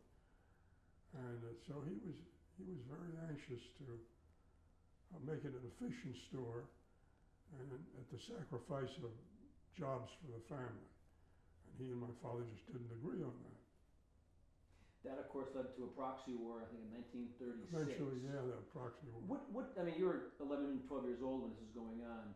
What did you know about it then, or what do you know about it now as far as what happened? Because your dad is quoted as saying, I knew I was going to lose, but I wanted to fight anyway. Well, sometimes you got lucky. That's what usually happened. And he liked the fight more than he liked the battle. I mean, the winning of it. And so the idea that he could be in a position where he could fight for what he believed was important, he would go for the fight and the publicity attendant to that. At least that's my impression of why he did it. And I hear a plane overhead, which leads me now to you going to Florida. Your father couldn't fly as an executive with the Gimbel family, but once he lost that proxy war, you moved to Florida and he can take flying lessons. Talk about that, your dad's love of flying. Well, I'm not sure where it actually started, but I know he was fascinated by airplanes and always talked about maybe learning to fly. And then he met this Flying Dutchman, as the guy was called, who ran an airfield near where we lived. It's called the Flying Dutchman Air Service, naturally. And he started taking flying lessons, got his license, and he was off on a career of flying, is what it amounted to. There was something that he says in his days in Philadelphia to promote the store, he had the first intercity plane race going on between Philadelphia and New York. Do you recall that at all? Well, I remember there were races for private pilots. I mean, there was a race in any event, public event, that Gimbel's could look like it sponsored or did sponsor. So it was good for business in the store. It got a lot of publicity and so forth. The main thing I remember about that whole thing was that Governor Earl of Pennsylvania used to fly in these. Sorry, hold that thought. Let's cut. Cut. Discussing the proxy war, and you're a young kid, but at times it almost seemed as though Dad got roughed up, and you saw it. Got roughed up, did you say? I'll say it. It's no fun seeing your father come home beat up and blackjacked for trying to enter the store that bore his name. But he was that kind of a guy. He was tantalizing the people to come after him. When they did, then he'd write like hell and sued him. I mean, he never knew what he was going to do. But he did get beat up pretty bad once. And he stayed in his bed, I know, for a week. We didn't know what was wrong. We were allowed to come in and see our bandaged up father. But it didn't bother him at all. It was just, he had deserved it, he said, for what he did. He was going back to find something he left there 20 years ago or something. I don't remember the whole situation, but is that what you're talking about? Your dad seems to like to tweak a little bit if he could. If necessary. Let's go to Florida because you've moved down there. He stayed in the business. Talk about the store that he took over and he renamed Richards. You know, well, that was an opportunity for him. He hadn't worked in several years, and he was able to go back and they named the store Richards after him, and he took over the store and he had a good time running it. You're fourth generation, Gimbel family. Ever work in the Gimbel store? Never. How come? Nobody offered me a job. I think that's the main reason. What store did you work in? I never worked in a store, department store of any kind. Well, that's not true. I worked as an elevator man for Richard's department store for one summer. Didn't like that job at all. It convinced me never to work in a department store.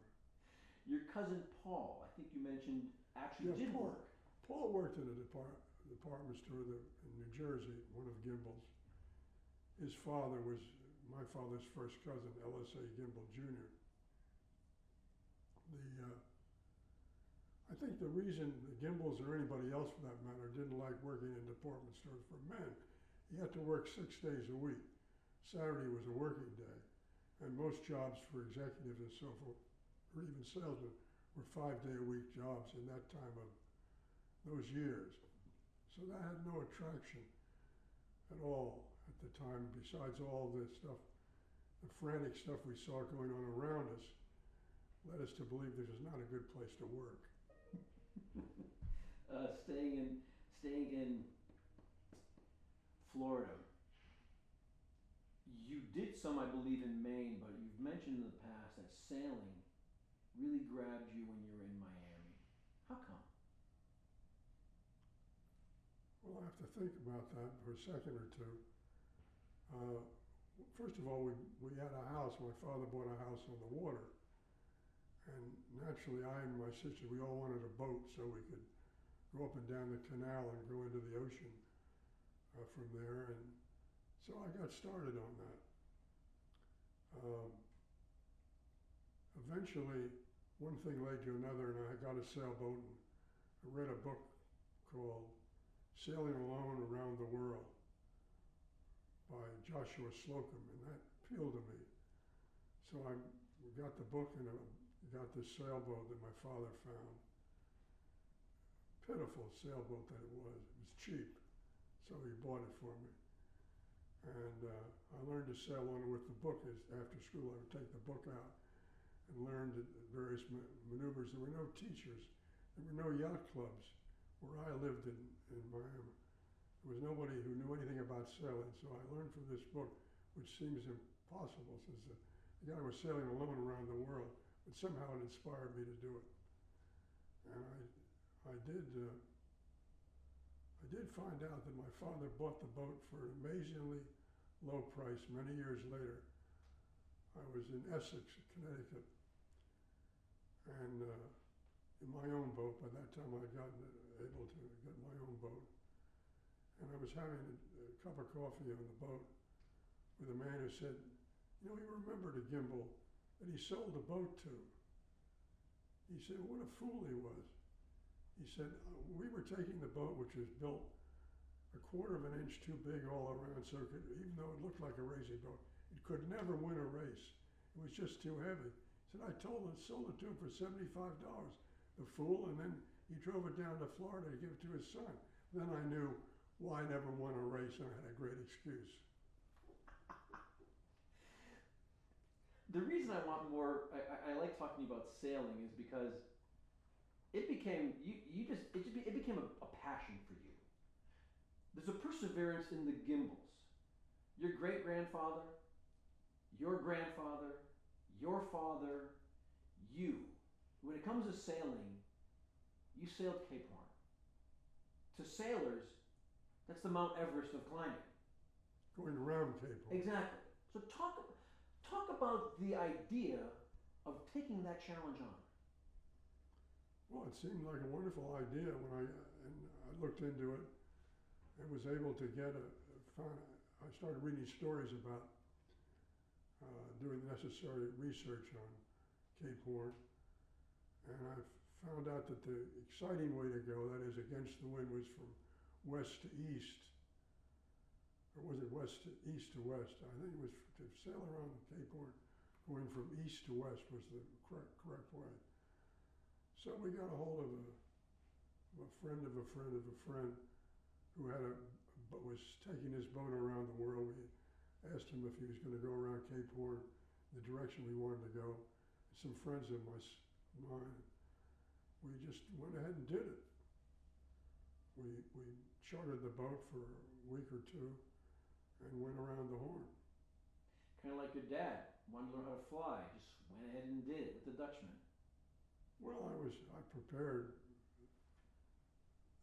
much more than my father did, I'll tell you that. Your dad is flying. You were a kid. He's in the plane with you. He falls asleep. Tell me that story, please. Well, he was he was very trusting. In thinking about it, he just leaned across and said, "I think I want to take a nap now, Roger. Would you take over the plane for a while?" Well, I don't think I was very old. I don't know what it was, 9 or 10, if that. I did know how to fly a bit because he showed me how to keep a compass course and stuff like that. And I knew how to keep the plane straight and level if nobody else was around. So I just did it. He went quickly snoring off to sleep, and I'm flying the plane.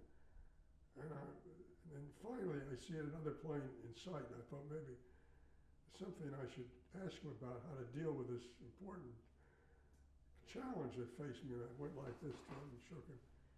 He woke up and said, "What are you doing here? Where are we? What's that plane doing there?" And he pushed me aside like this and took over the plane. "I'm just following instructions, sir," I said. And then he showed me about wind drifting the plane to one side, all the little touches. And that was the sort of thing he'd do. Take a nap, but he trusted you to fly, and God knows why. Well, speaking of trusting you, there was one time about 4 o'clock in the morning or 4:30 in the morning, he woke you up to go find his plane. What the hell was that all about? Well, he bought a 2-seater plane that he flew around for a while. This is before he went into the Air Force.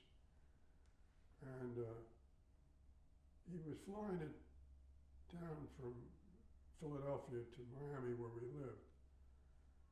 And I guess what happened was it got late and the lights started to go down, and he knew he had no lights for flying the plane at night. He had no idea whether the airports were lit at night that he was going to land at. One was the Miami airport, which he figured would be lit, and there was another one close by.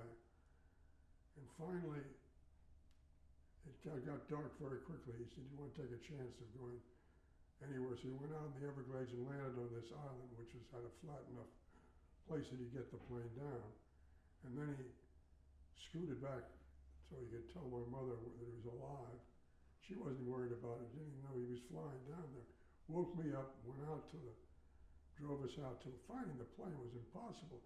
Well, how could you find a plane when you didn't see where it landed? An island in the Everglades. Anyway, we found it. Luck was with us. And he then said, I don't think I can take off with you aboard. You stay here with the car, and if you have any trouble with Indians or alligators or any sort of thing, just lock the door and stay in. I'll come back and get you, hopefully before dark. Goodbye. Yeah, that's a good thing to say to your son if you have trouble with Indians or alligators. Well, I didn't have trouble with either one, fortunately. But it was a bad day, a very hot day spent in a tropical situation where I remember the Indians coming over and rocking the car. That was scary. Outside of that, it was a cinch. Yeah, how old were you, by the way? around. I would say 12 or 13, somewhere in there. Now, what's a bunch of Indians to a 14-year-old, Well, right? you could get a driver's license when you were 13 in Florida, when I was growing up. So you were flying at 10. What's the big deal, right? Right. You mentioned the war. World War II, you were one of the youngest pilots in the war. Your dad was one of the oldest pilots. Never thought of that before. You're right. You guys competitive? With him, no. No, I wasn't trying to do the same things that he was at all. He was jealous of me because I had real pilot's wings and he had service pilot wings, a distinction which any Air Force person watching this will definitely understand the difference. But he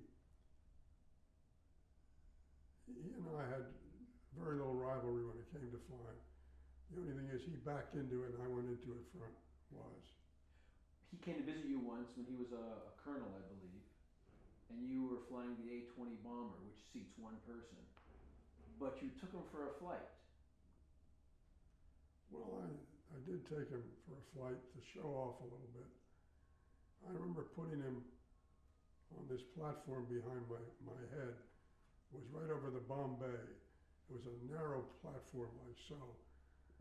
And you could lie on you weren't allowed to take an extra pilot up, but I said, if you lie down here, you're not afraid to fly with me. You can't have a chute. I have a chute. You have no chute. Anything happens, you're on your own. I said, I can't help you. He said, you'd like to do that, so I put this helmet underneath his chin and gave him a ride that I don't think he'll ever forget. And I opened the bomb bay, it was freezing outside, and his chin hit the bottom, and when he got out of the plane, he said, I had a wonderful trip, and he was bloody, and I think I got even for a lot of things that I thought he'd done to me as a child. I went for the cannon, the roller coasters, that falling asleep on They're his. supposed to toughen you up, those kind of things. Did they? No. No. Come on. After the war, something that is interesting to me, you had to fly back. I want to hear about you flying your plane home from the war by yourself. Well, for some reason,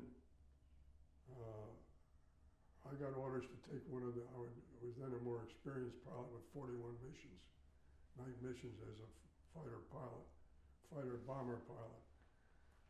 And we had a small crew, usually 2 or 3 people. And I was thinking about that the other day because I had no idea what I was going to do. I was just to deliver the plane, and I made up a route, and I flew to Africa on the north coast, and then finally went around to Gibraltar and landed at different 1 or 2 places along the way. And then they asked me if I would like to try and set a record across the Atlantic for twin-engine plane so this could be used. So you could skip Ascension Island, which was the midpoint where you normally landed, to fuel up again to cross the central Atlantic, I guess you'd call it. The only thing I could think of was to just do it. So we got down to this, I'm trying to think I'm puzzled, I can't remember the name of the airfield we were at. But I did fly across the Atlantic alone and missed the airport I was headed for and landed at another one, which I had no idea what its name was. It's kind of strange when you get out of a plane, yes, where are you? To a guy who says he's got to be the stupidest guy I ever met. He landed the plane here, he doesn't know where he is. But it was true, I didn't know where I was. But I had done it in 6 hours and 55 minutes, which was then a very short period for crossing the Atlantic in a bomber. So where were you when you landed the plane, ultimately? You found In out? Brazil. Okay. I'm trying to, the reason I'm puzzled is I can't remember the names of the cities anymore. But this was a small airport that I landed at. Actually, I think I landed on the taxiway by mistake and got down that way, but I safely made it back to the States. Did you ever fly again? No. Not military. The military, that was my last. The Korean War was coming along. I had enough credits to get out, and I was happy to get out of the Air Force then. Like, the hell with this, I just landed in the wrong country. I'm not gonna fly again. I wanna get to Yale now with your family, cause before we get to Yale, you were in Florida, going to high school. Were you forced to go to Taft for a year? No, I wasn't forced. It was suggested that I go to, if I wanted to go to Yale, I better go to a decent school, not just a school where between periods you had a dance hall in the school, jukebox in the school, you danced between periods. And he said, you'll never get into Yale that way. I had no idea. So he was, fortunately, the guy who ran the Taft School was a classmate of my father's when he was at Yale. So he had a little pull and got me in. That's how it gave me a good start. I went there for a year and was able to get into Yale, taking 2 years in one. That's how that happened. Which leads me to Yale, because it seems your father had gone there, you went there. Was it somewhat expected in the Gimbel family that you'd go to Yale because those before you went there? No, not at all. Not at all. Some of them, there wasn't any feeling that I knew of that was that. I mean, the only college I'd ever, when I was down isolated in Miami, Florida, you don't hear much about Yale down there, so I knew nothing about it.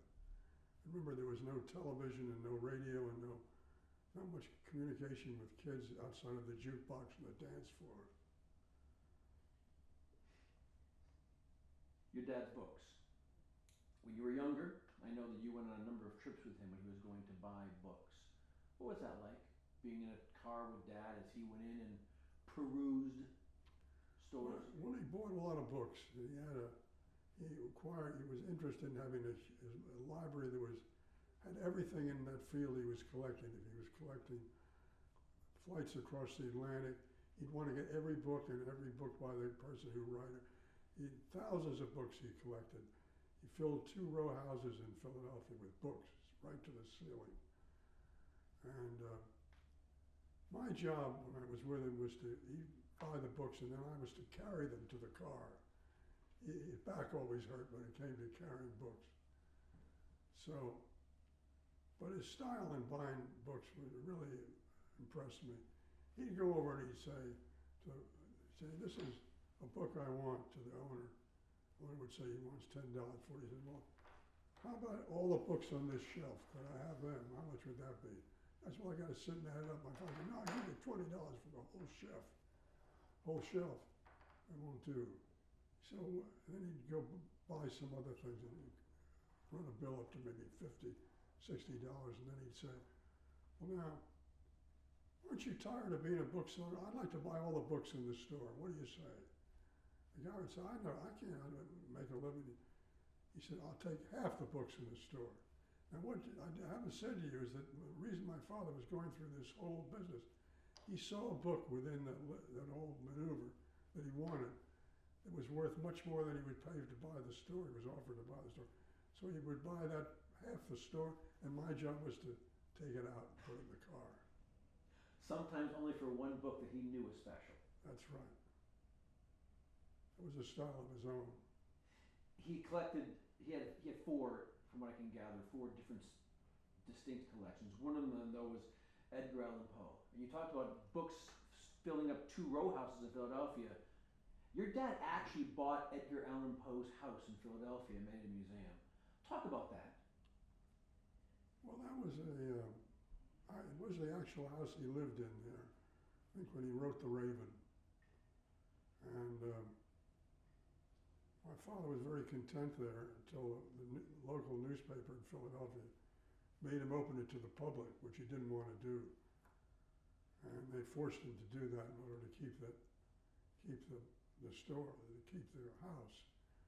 But he decided now that he had the house, he'd fix it up like it was in Poe's day. And he did various things to it. Unfortunately, when he invited the newspaper people to come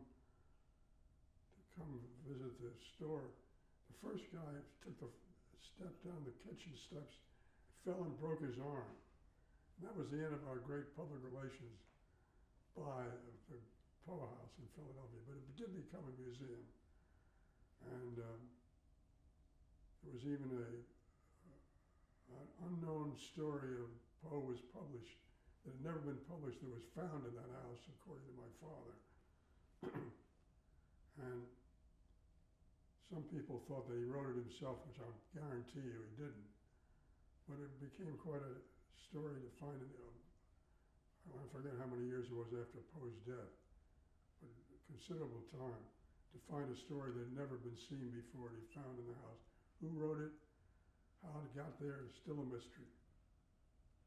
There's a story at that museum that Richard Gimbel hired some producer from NBC to make a record of a parakeet saying nevermore, as if it was a raven. Do you know this story by chance? Well, I know that he wanted very much to have a bird that would say nevermore, like the raven. And he went to see, in his customary fashion, all kinds of bird trainers to find out what the correct thing to do. They said, start off with a small bird and try and get him to do it. Be much more inexpensive. Well, first you got a canary. Well, everybody knows you can't teach a canary to talk. He thought he'd give that a try. So he practiced. When I'd get up early in the morning, he'd be sitting on the steps to the living room with his canary sitting there. He said, nevermore, nevermore, nevermore. Go away, Roger.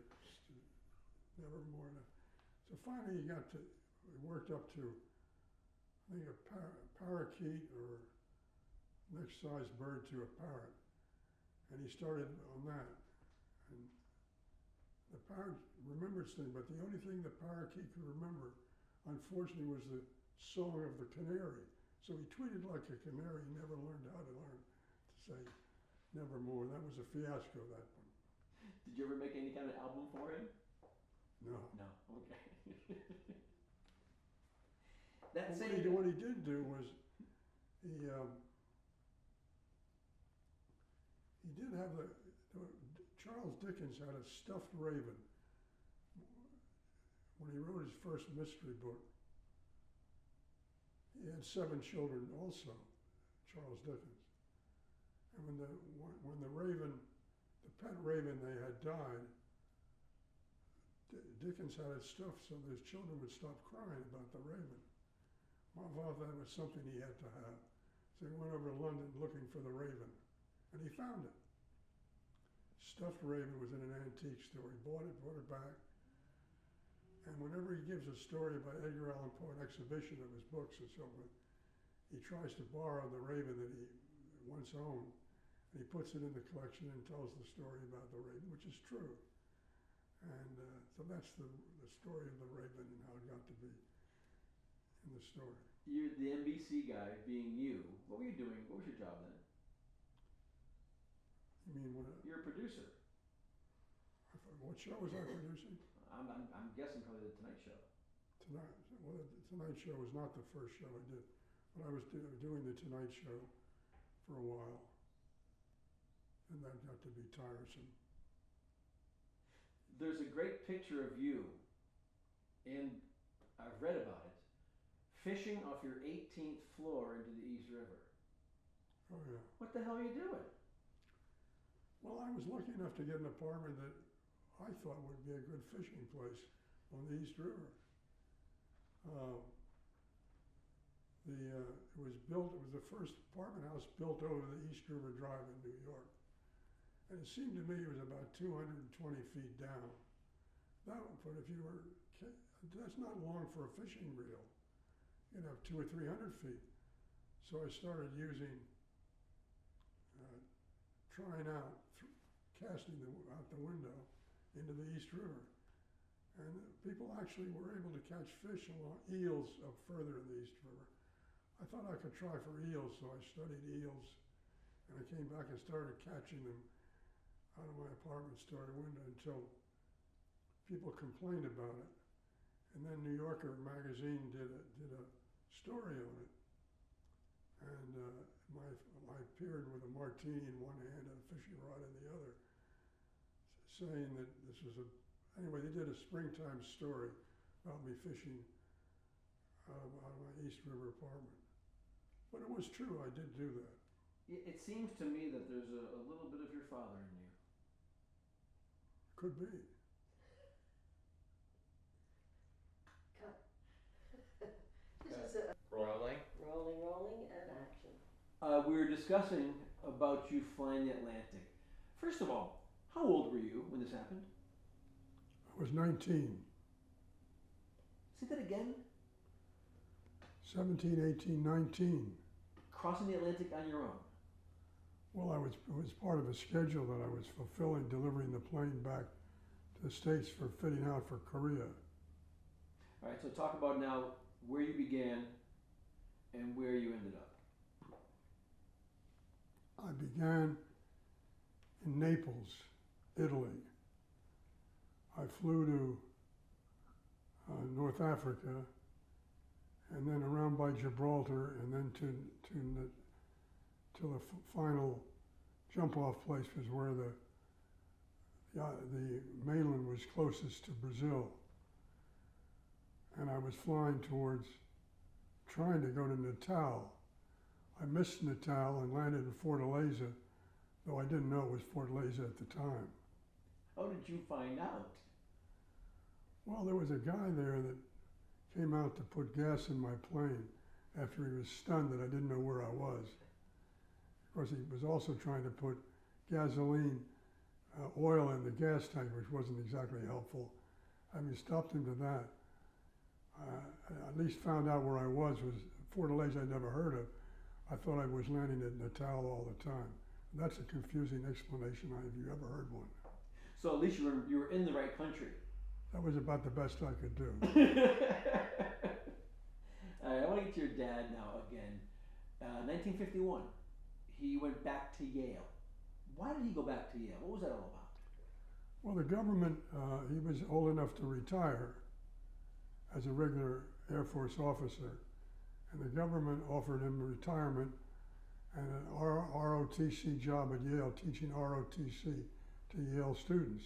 They had an air division, Army Air Force section there.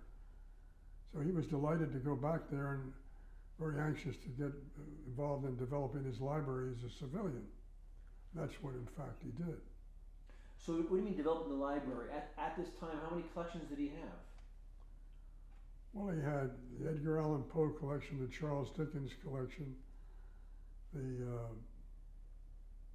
aviation collection, which developed over the few years before he retired at Yale. There were over 130,000 items in the aviation collection, which eventually went to Yale. By the way, everybody wanted it, but the condition was if you wanted the aviation collection, you had to itemize it. $130,000 item, nobody was willing to do that for nothing. The other condition was you had to build a separate wing. Well, the Air Force said, we'll build a separate wing and we'll itemize the file cards on every item in there. And they're still doing it, 130,000 items. So the Air Force Academy in Colorado Springs has its own wing for your dad's collection. Yeah, I'd call it more of a niche, but it's considered a wing. Is it beautiful? I think so. It's tremendous in size. 130,000 books takes up a lot of room, and prints and all kinds of things. How upset was Yale when they didn't get that collection? They were furious, having put up my father for years as a curator of aeronautics at Yale. They didn't get it. But what did they get? They got the Dickens collection, which was good, and they got the Payne collection, which was superb. And Poe is at the Poe museum. went to the Philadelphia Museum of Art, and whatever else was left was probably kept at home. I don't know. Cut on that 1 second. I do want to follow up one thing on this aeronautic, which is amazing to me. Rolling? Rolling? rolling. The aeronautic collection that you speak of, that your dad began building when he was serving, how did they get that moved around? He's an officer. Well, the rules say in the Air Force, as you change bases, they allow you to take all your possessions to the next job, and including any items pertaining to literature of your profession as a pilot or whatever it may be. So he had 2 trucks pull up, and his possessions as an airman, so to speak, was 120,000 items, whatever it was at that particular time. The government moved it all for nothing to the next air base. For example, he moved to Michigan from the center of the United States, and they moved it all there. He was working on it all the time. They could not have been happy with that rule. Well, just to say 120,000 takes 3 seconds, you know. That's incredible. In New Haven, when your dad was back at Yale, curator and all, it's almost like there's another family there. Your twin sisters are 20 years younger than you. What was it like visiting your kid sisters? Well, it was strange because a lot of people thought that the 2 girls, twin sisters, not a lot of people, but some people thought that they were mine, and I was covering it up by running away and getting married and letting my mother take care of the 2 children. Now the twins, Pat and Pam, God bless them, they hate me to say this, but it made a good story, even though it wasn't true.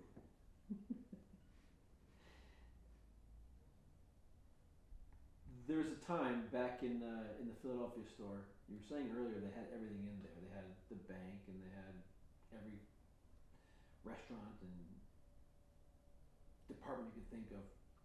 They also had a radio station. WIP is very important because the Gimbels, your grandfather to your father, had that first transatlantic transmission from the store.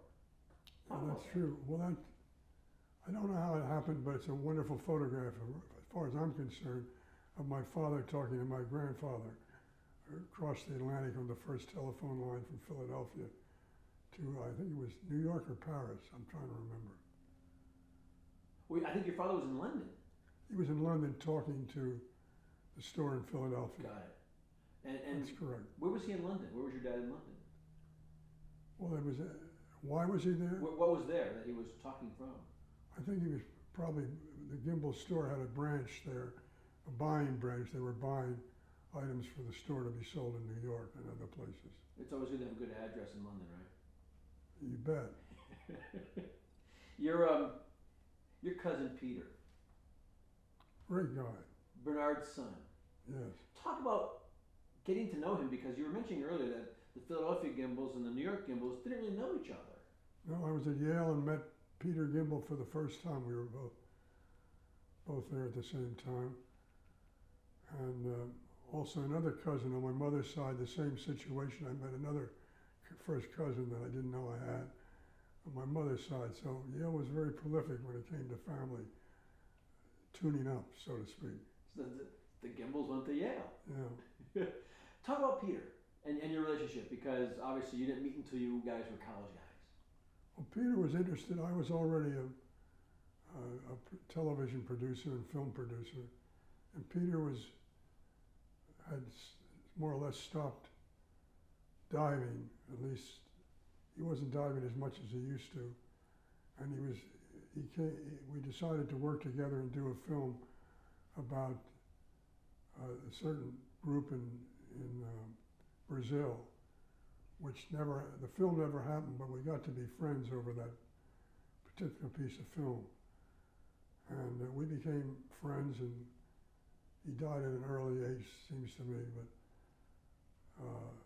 very, very good guy, very heroic, very interesting guy, who did the book called, it's about sharks. And he was the first guy to swim among the sharks while they were feeding, which is not where I want to be. The Gimbels take chances. Blue Water, White Death, and The Sinking of the Andrea Doria. Yeah, I wanna, Get those in. so the book was called The, Blue Water, White Death? Blue Water, White Death was the movie. The Peter Gimble book, which became a movie, was called Blue Water, White Death. And that was a wonderful photograph taken from inside of a cage looking at a bunch of hungry sharks trying to eat up another friend of ours, Peter Lake. And we were all very lucky to have remembrances of that thing where you could actually talk to people, not count the damage. What is it about the Gimbles and the taking chances? I don't care what side of the family you're from. Well, it's all relative. You don't think you're taking a big chance, then it's not a problem. We didn't always think we were taking a chance. We were not the brightest that evaluated it.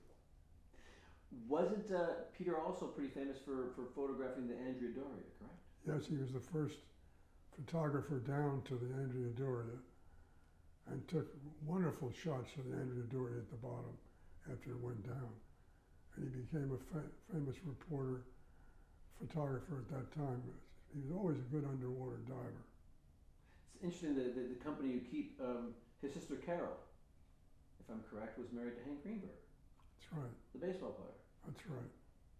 What was Hank like? Did you ever have a chance to meet him? I did. I loved him. He's a wonderful guy. I met him through some relatives of the May family who were relatives of mine as well. And he couldn't have been nicer and more interesting to talk to, Hank Greenberg.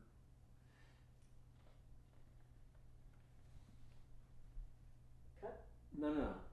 Let me ask you a couple of questions of you right now. You're warmed up. This is just to you.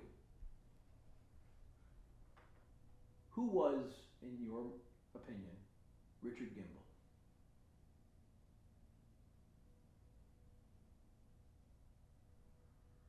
Don't know how to answer it.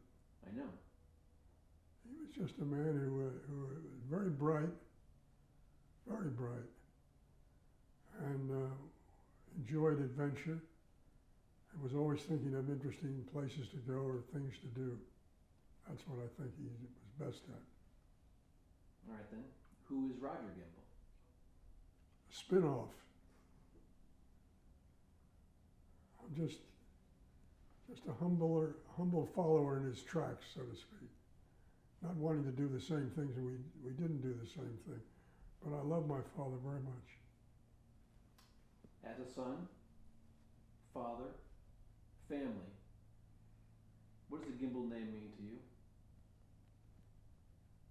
Well, it was a very powerful name when I was growing up. It meant a lot to me. It meant a lot of trouble mostly, but when I wasn't being kidded about it, it was sort of fun to go through the growth and explore it a bit. Stop camera. Cut. Really nice. Really nice. Roger, you're honest. You did good. You did good. Now what I'd like to do is Now, yes. come around over You guys are in here. charge now. So we'll have a little break while we see if we can light this sign at the room and Yeah. it look okay. Okay. All Are right. we done with the sit down? The Rolling, Rolling. rolling, and action. Rolling. The aeronautic collection that you speak of, that your dad began building when he was serving, how did they get that moved around? He's an officer.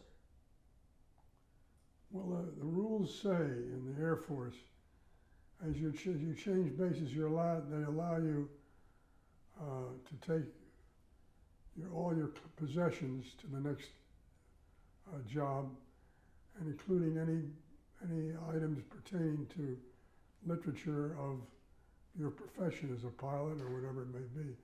So he had 2 trucks pull up, and his possessions as an airman, so to speak, was 120,000 items, whatever it was at that particular time. The government moved it all for nothing to the next air base. For example, he moved to Michigan from the center of the United States, and they moved it all there. He was working on it all the time.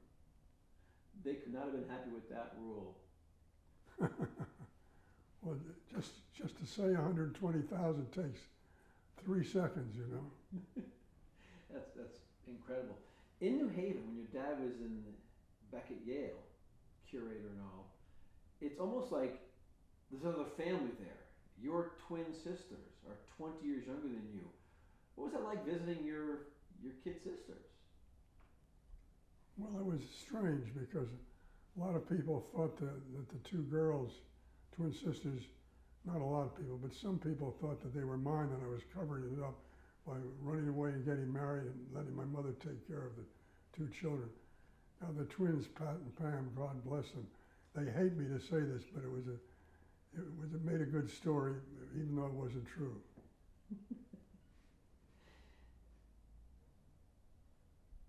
There's a time back in the Philadelphia store. You were saying earlier they had everything in there. They had the bank and they had every restaurant and department you could think of. They also had a radio station. WIP is very important because the Gimbels, your grandfather to your father, had that first transatlantic transmission from the store. And that's true. Well, I don't know how it happened, but it's a wonderful photograph, as far as I'm concerned, of my father talking to my grandfather across the Atlantic on the first telephone line from Philadelphia to, I think it was New York or Paris. I'm trying to remember. Well, I think your father was in London. He was in London talking to the store in Philadelphia. Got it. And That's correct. where was he in London? Where was your dad in London? Well, why was he there? What was there that he was talking from? I think he was probably, the Gimbel store had a branch there, a buying branch. They were buying items for the store to be sold in New York and other places. It's always good to have a good address in London, right? You bet. Your cousin Peter, Great guy, Bernard's son. yes. Talk about getting to know him, because you were mentioning earlier that the Philadelphia Gimbels and the New York Gimbels didn't really know each other. No, I was at Yale and met Peter Gimbel for the first time. We were both there at the same time. And also another cousin on my mother's side, the same situation. I met another first cousin that I didn't know I had on my mother's side. So Yale was very prolific when it came to family tuning up, so to speak. So the Gimbels went to Yale. Yeah. Talk about Peter and your relationship, because obviously you didn't meet until you guys were college guys. Well, Peter was interested. I was already a television producer and film producer, and Peter had more or less stopped diving. At least he wasn't diving as much as he used to, and we decided to work together and do a film about a certain group in Brazil, which the film never happened, but we got to be friends over that particular piece of film.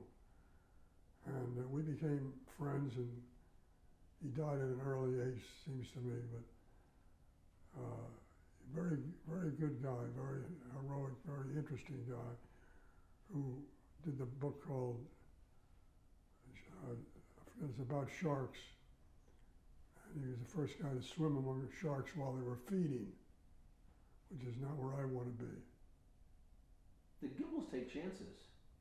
Blue Water, White Death, and The Sinking of the Andrea Doria. Yeah, on it. Get those in. So the book was called The Blue Water, White Death. Blue Water, White Death was the movie.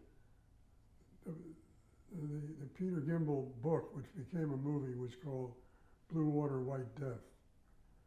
And that was a wonderful photograph taken from inside of a cage looking at a bunch of hungry sharks trying to eat up another friend of ours, Peter Lake.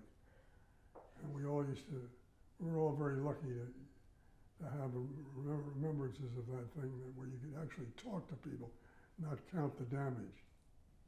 What is it about the Gimbels and taking chances? I don't care what side of the family you're from. Well, it's all relative. You don't think you're taking a big chance, then it's not a problem. We didn't always think we were taking a chance. We were not the brightest that evaluated it. Wasn't Peter also pretty famous for photographing the Andrea Doria, correct? Yes, he was the first photographer down to the Andrea Doria. and took wonderful shots of the Andrea Dory at the bottom after it went down. And he became a famous reporter, photographer at that time. He was always a good underwater diver. It's interesting that the company you keep, his sister Carol, if I'm correct, was married to Hank Greenberg, That's right, the baseball player. that's right. What was Hank like? Did you ever have a chance to meet him? I did. I loved him. He's a wonderful guy. I met him through some relatives of the May family who were relatives of mine as well. And he couldn't have been nicer and more interesting to talk to, Hank Greenberg.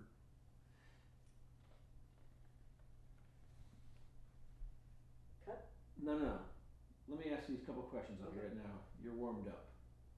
This is just to you. Who was, in your opinion, Richard Gimbel?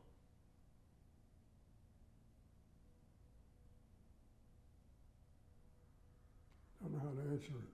I know. He was just a man who was very bright, and enjoyed adventure, and was always thinking of interesting places to go or things to do. That's what I think he was best at. All right then. Who is Roger Gimbel? A spin-off. I'm just a humble follower in his tracks, so to speak. Not wanting to do the same things, and we didn't do the same thing. But I love my father very much.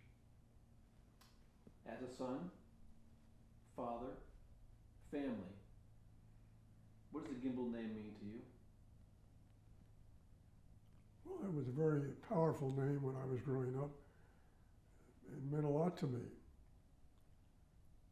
It meant a lot of trouble mostly, but when I wasn't being kidded about it, it was sort of fun to go through the growth and explore it a bit. Stop camera. Cut. Really nice. Really nice. Roger, you're honest. You did good. You did good. Now what I'd like to do is Yes. come around over You guys are here. in charge now. So we'll have a little break while we see if we can light this sign at the room and Yeah. it look okay. Okay. All Are right. we done with the sit down? Amen. He is a pain in the ass. He is. I know. Amen. He is a pain in the ass. He is. I know.